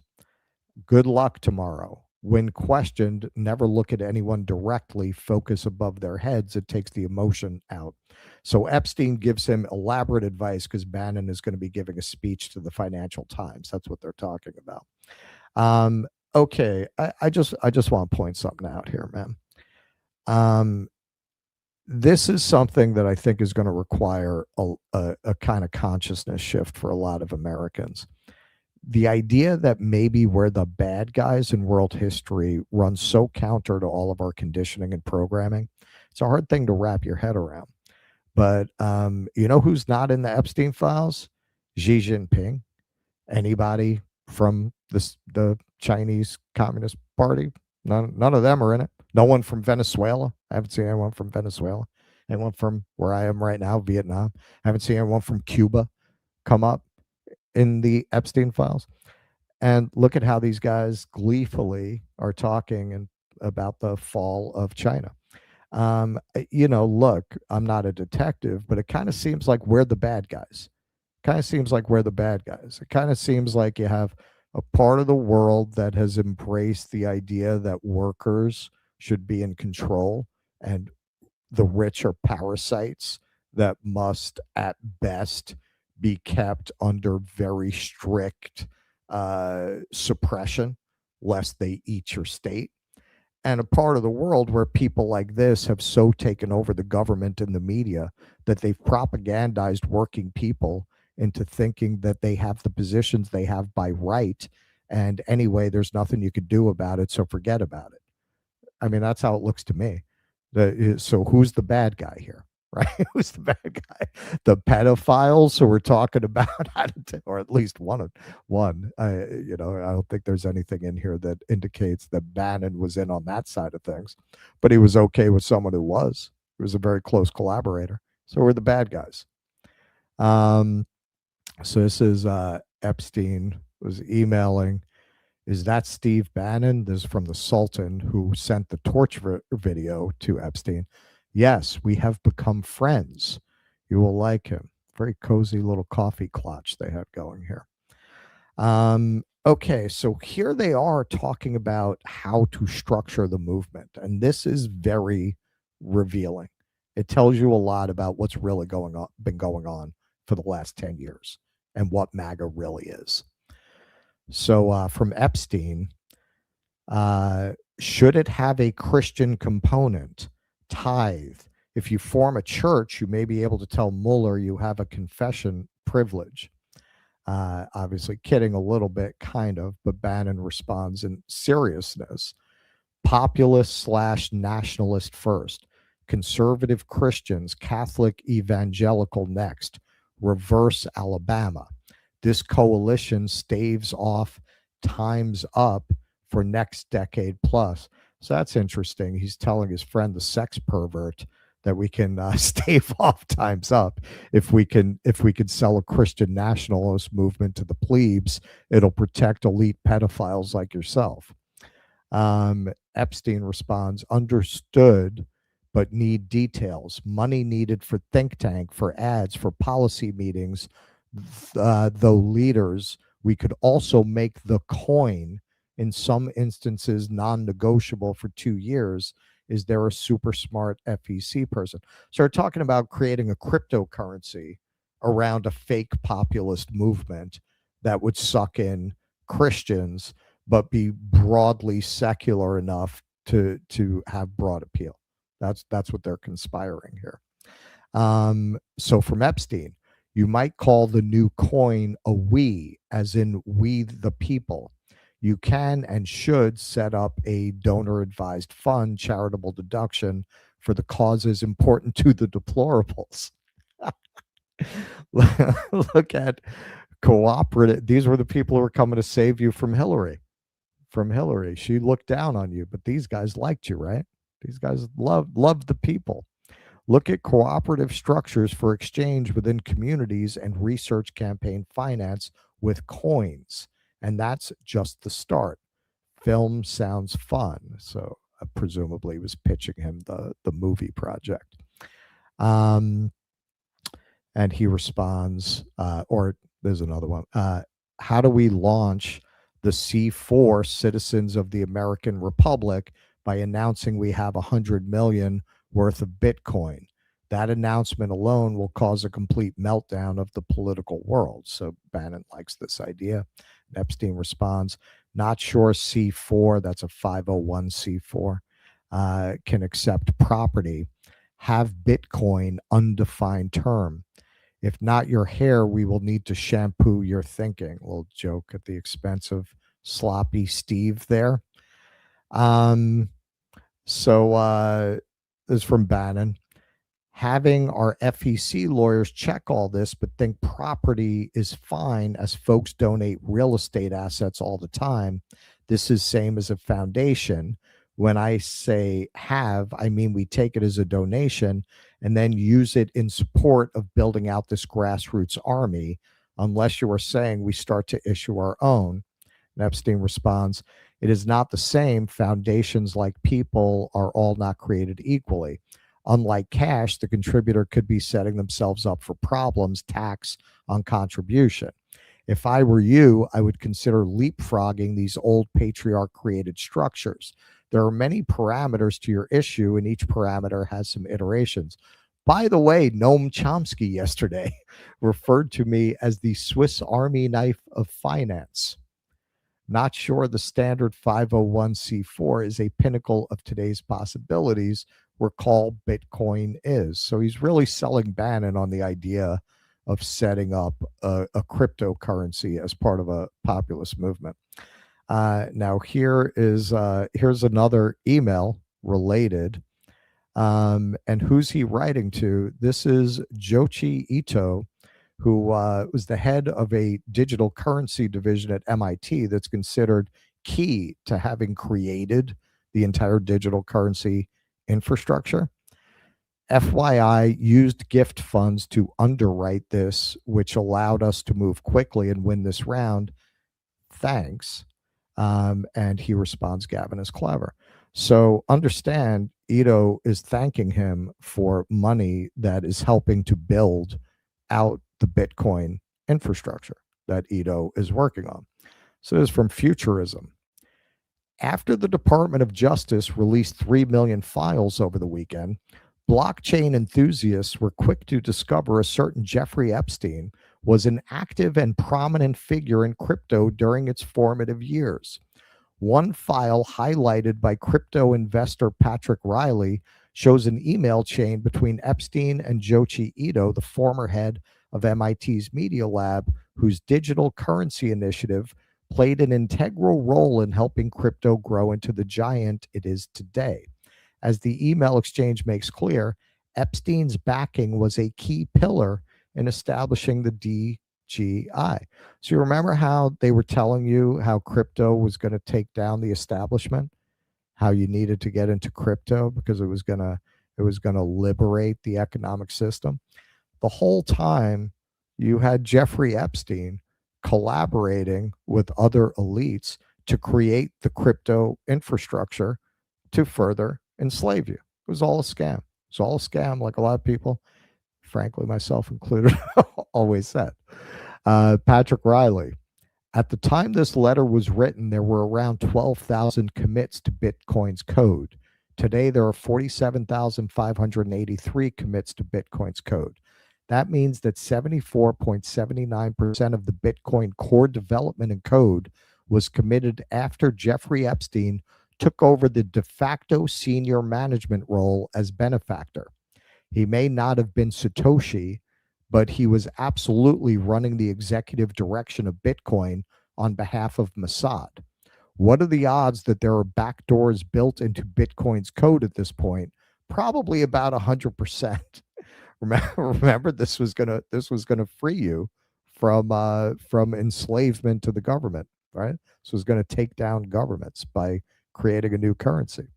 P.S. Ever wonder how the Bitcoin ransom for the 2021 Continental Pipeline hack was recovered by the FBI? I didn't. Crypto Bitlord. 75% of Bitcoin's code comes directly from Jeffrey Epstein's investments. We've basically funded an elite global pedophile ring since 2015. I feel sick. Yeah, it's a hard pill to swallow, man. It's a hard pill to swallow. So how did this relationship end? Well, they're arranging to get together. If we can arrange it, can we film on the island? Yes. Perfect. Can we do late morning, say 11 a.m.? Epstein responds, all canceled. Bannon responds, you are not coming in. Turns out that's the day Epstein gets arrested in 2019. That was what ended the relationship.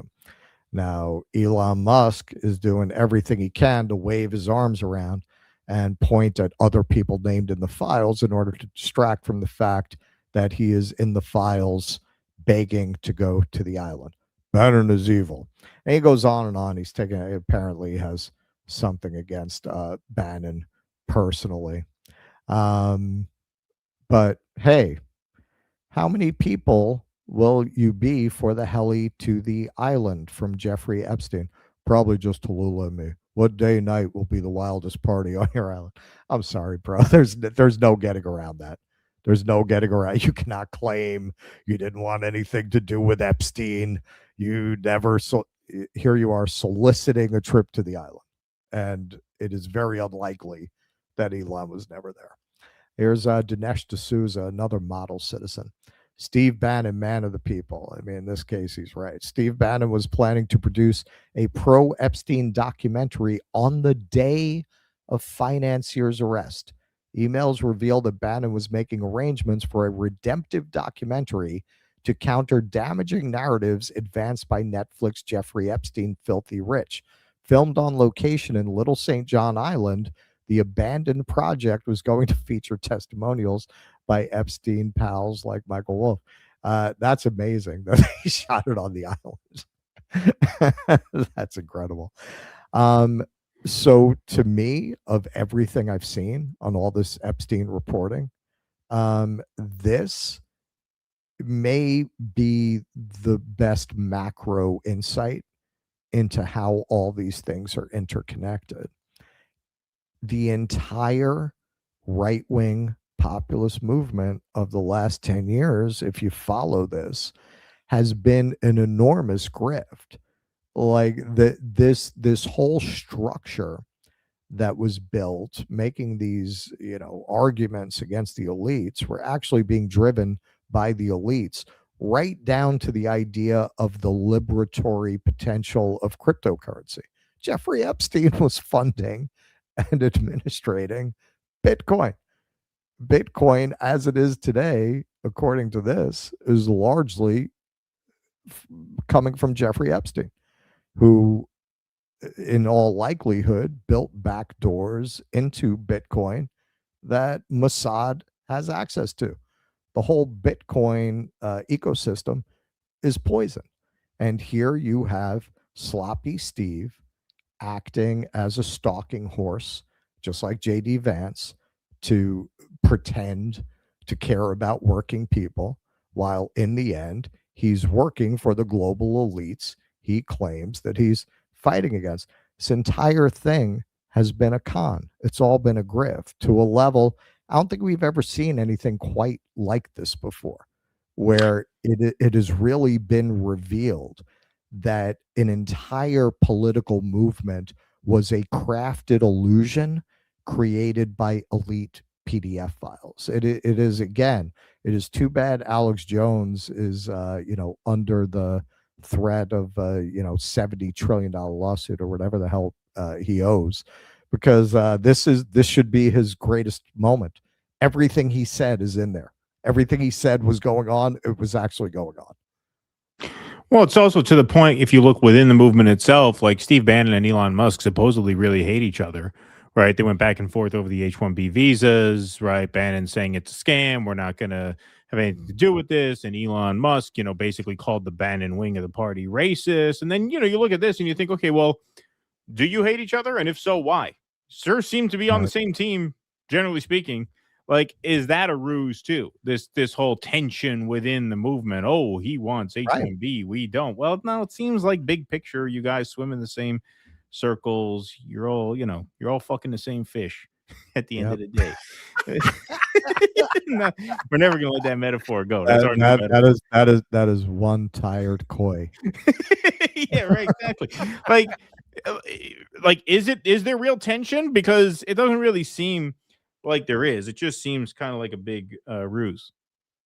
Like every facet of it, like even the supposed divisions within it seem like bullshit. When you see that, really, it's Epstein's world. Well, like look he at had the his hooks Elon and Trump everything. thing. Yeah, and a lot of people said it was theater, right? And look, he's in the White House now. He's invited to state dinners now, right? After saying Trump is in the Epstein file. Have a nice day, and now he's welcome right back in. So was it all fake? Was it all staged? Seems like it. I think Percent really clocked that motherfucker. But, that guy seems like he could really bait a hook, But other than that, it's all fake. Yeah. Other than that, it's all fake. All right, everybody. Let's take some super chats. And gay. Yes, fake and gay. All right, let's take some super chats before we close the lights on the stream here. We got. I do want to put up our scroll here to shout out our supporters. DoDissidents.com/Patreon/Substack and /locals. Members get bonus content, including post-game live streams, film club streams, and ad-free live stream access, ad-free versions of every live stream emailed to your inbox the day after they air live, so you can watch it ad-free in case you miss a show. We are also part of Rumble Premium now, so we are going to be rejiggering some of the bonus content so that we can stream it to Rumble Premium as a way to, like I said, support the free speech infrastructure that is the internet. So there are some minor tweaks coming to the bonus content and how we deliver it. So we are working through that, but don't worry, you're not losing anything.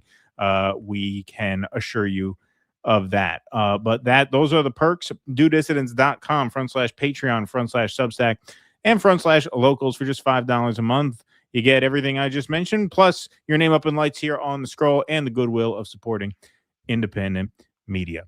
All right. Let me just briefly plug my channel. So yes, there will be a video dropping tomorrow. People keep asking to see me eat food. You're going to really be happy with this one because the Bangkok thing, it's going to take longer, and I wanted to get something out. So this is basically me eating fish in Laos and monologuing and talking about the implications when a holy site becomes a tourist site. There we go. With, I cut in footage of like the almsgiving ceremony and stuff. But yeah, I'm basically eating and monologuing through that video. All right. So youtube.com/@RussOnTheRoadNYC. Yeah, that should drop in the morning, your morning. Cool. All right. You got some super chats over there? We sure do. FU, us is no different than ill. America is no different than Israel. You're not seeing the widgets come through? Oh. Because the flag showed up on my end. Oh, no, I didn't see the widget. Yeah, so the emoji is not coming through on your end. Gavin Hillock, the Scots, Irish, or Ulster Scots are descendants of the Protestant British settlers who colonized the north of Ireland, not the native Irish, just saying. Well, I said Scotch Irish. Usually that's used just to designate Scottish and Irish people, isn't it? Right. I didn't say Scots Irish. Richard Pemberton, Max, not Aaron, called out Chomsky during COVID. Did you guys see Max's fantastic tribute to Michael Parenti?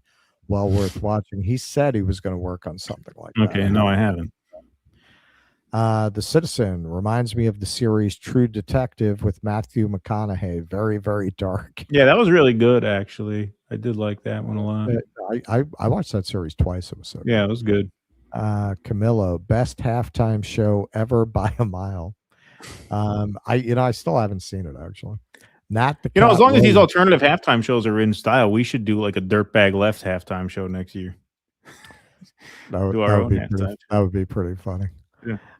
Not the Cat Williams. Why do you think Bannon helped Wolf publish the Pfizer papers? Was he just muddying the waters? Who knows, man? I mean, the emails speak for themselves. Yeah. Like fish fucking halftime show. Yeah, the fish fucking halftime. Smitty Jones III visiting NYC later in the month with my wife. What food spots would you highly recommend? Well, I mean, I always say the Nona Slice at Bleecker Street Pizza. If you want like old school kind of Italian food, I like what is it? I'm gonna have to think of it, man. It's where Umberto's Clam House, De Gennaro's. It's where Umberto's Clam House originally was. That's where Crazy Joey Gallo got whacked.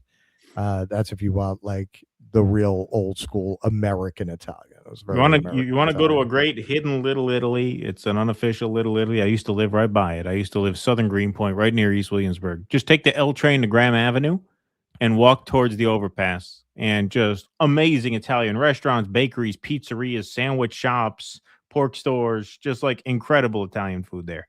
Real deal. And of course, the 2nd Avenue Deli, if you want an experience.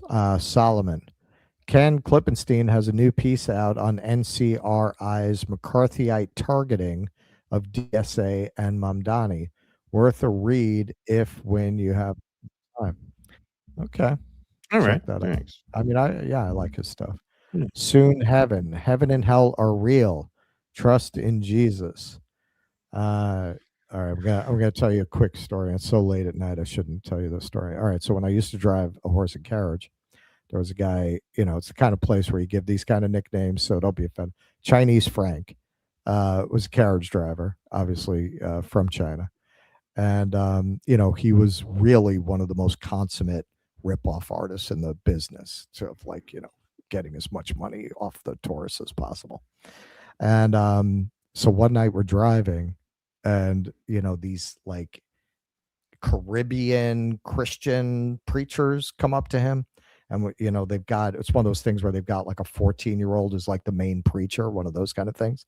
And he comes up to Frank. He goes, "You got to give your heart to Jesus." And, you know, he's from China. He didn't even, with the accent, I don't think he understood what he was saying. But also culturally, like, he didn't get what this was.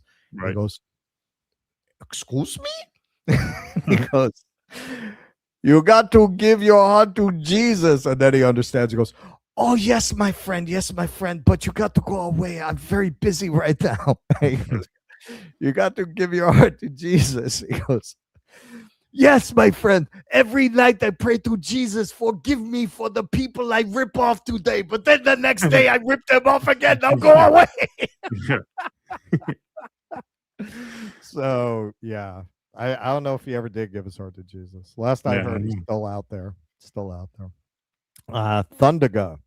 "I really appreciate you guys. Followed for past 2 years. Watched every show. You have changed my thinking on many things for the better. Thank you." Thank you. Good to know. Thank you. That kid Pulley. "Thank you for talking about Steve Bannon. He gives the right a bone on Epstein healthcare inequality while pulling the string behind the curtain. People like Jimmy get fooled by this crap." I don't think so, man. I think we all with Bannon, like I said, man, when he did that clip, I think we covered it. Like, we used to cover Bannon all the time. Yeah, like, you know, we always kind of, back then we kind of had to take like, yeah, man, I don't think these guys have solutions, but they're addressing the actual problem, which the Democrats are not. Which I think is Jimmy's take too. He's a sneaky guy, you know. That's why he's in the Epstein Files. Even though he's not Jewish, he's still sneaky enough to get in. He's probably an eighth. Yeah. Michael Ewan. "I hope you're having a wonderful time on your trip, Russ. Do you have any group tour companies that you'd recommend to others?" That'll be coming. Like, as I start to show tours I went on, I'll provide links. So there we go. Subscribe to Russ on the Road. That will happen. Subscribe to Russ on the Road NYC. YouTube.com/@Russ on the Road NYC. There you go. All right. Professor Brown note: since portmanteau frequency correlates with idiocy, here's 3 more. Ass maxing equals KFC diet. Flannel fuckface equals MAGA podcaster. Fugrelching equals puking while felching. All right, there you go. You should team up with the Hannibal guy. You create your own language. Nocturnal human. Spanish was spoken in America before English, and the entire Southwest was Mexico long before there was 50 states. Spanish is an American language. You could definitely make that case. Vienticus Prime. Everyone getting their Ring cameras? ? Xander Varkov. Bad Bunny was my nickname. Plagiarism, I tell you. Benny Johnson. Good one. Mark Pugliese. Somebody posted the Springtime for Hitler bit and said it was the TP USA halftime show. Good one. Vienticus Prime. It's all so fucking gay. Vienticus Prime. People are celebrating TP USA like girls celebrate the all-woman team as winners for scoring 1 point against the all-male team's 200 points. Ditzy cheerleader voice. Girl power, guys. Thank you, Vienticus. Genitilis. Ba with the Ba is a riff for riff rip-off of Carol of the Bells. Talent borrows, genius steals. Is it? I never thought of that. All right, I'll have to listen to it again. Professor Brown note: Keaton needs to do next show in a cowboy hat. Thank you.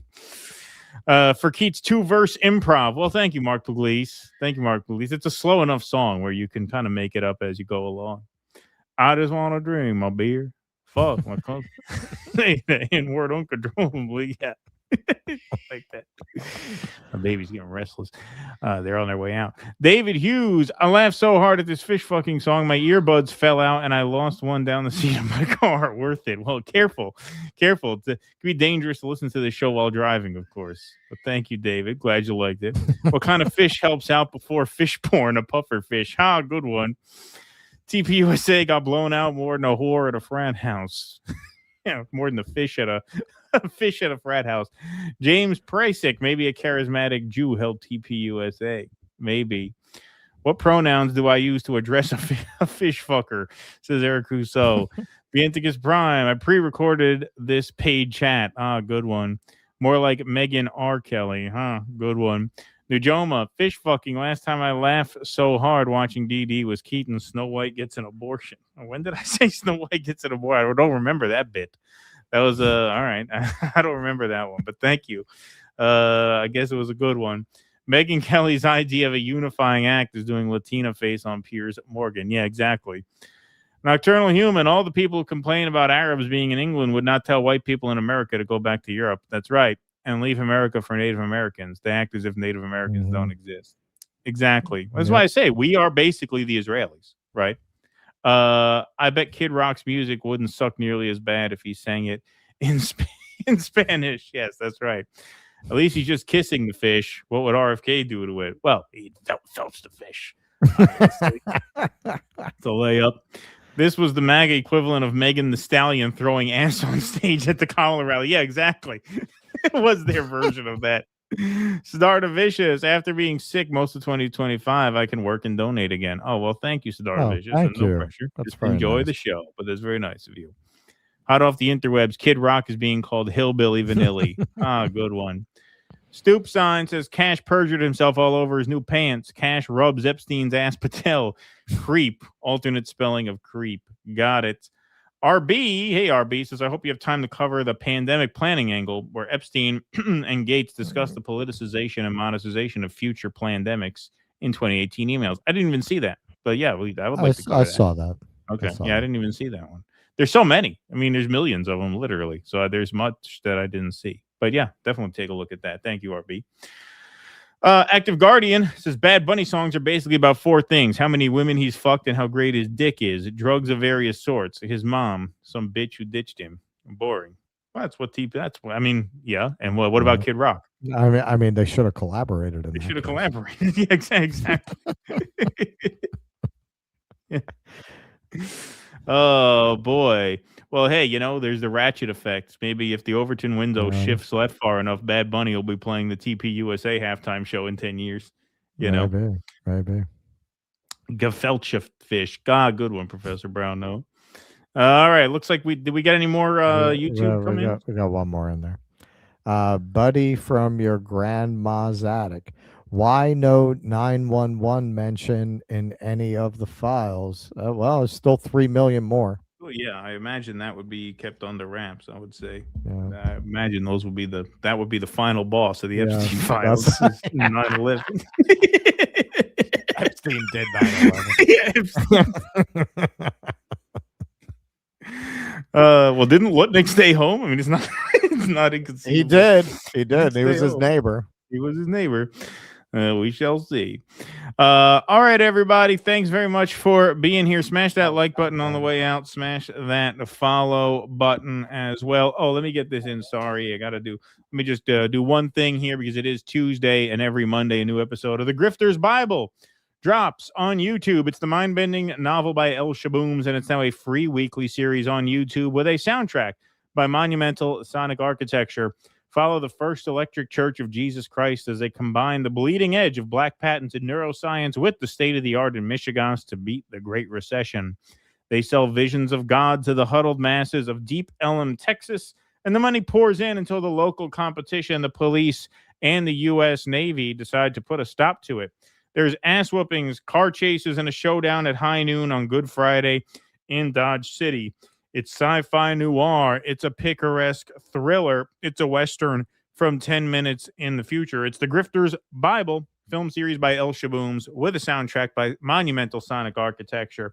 New episodes are posted every Monday at youtube.com/@El Shabooms. That's the link right there. We got a couple new exciting sponsors on deck coming up. Should be this week. So that should be cool. Professor Zenkus actually has a musical project that we're going to be promoting. And our old friend DJ Vulture is back with a new project too. So that'll be some exciting stuff. Please make sure you support our sponsors who help make the show happen. And thank you all for helping making the show happen. Thanks to the mods for keeping the peace in the chat. Thanks to the YouTubers and to the Rumblers for being here. We will see you back here Thursday, 12 p.m. Eastern. Until then, thanks everybody for spending the afternoon with us. Remember, don't fuck the fish. Be safe and be well. Courage! Please clap.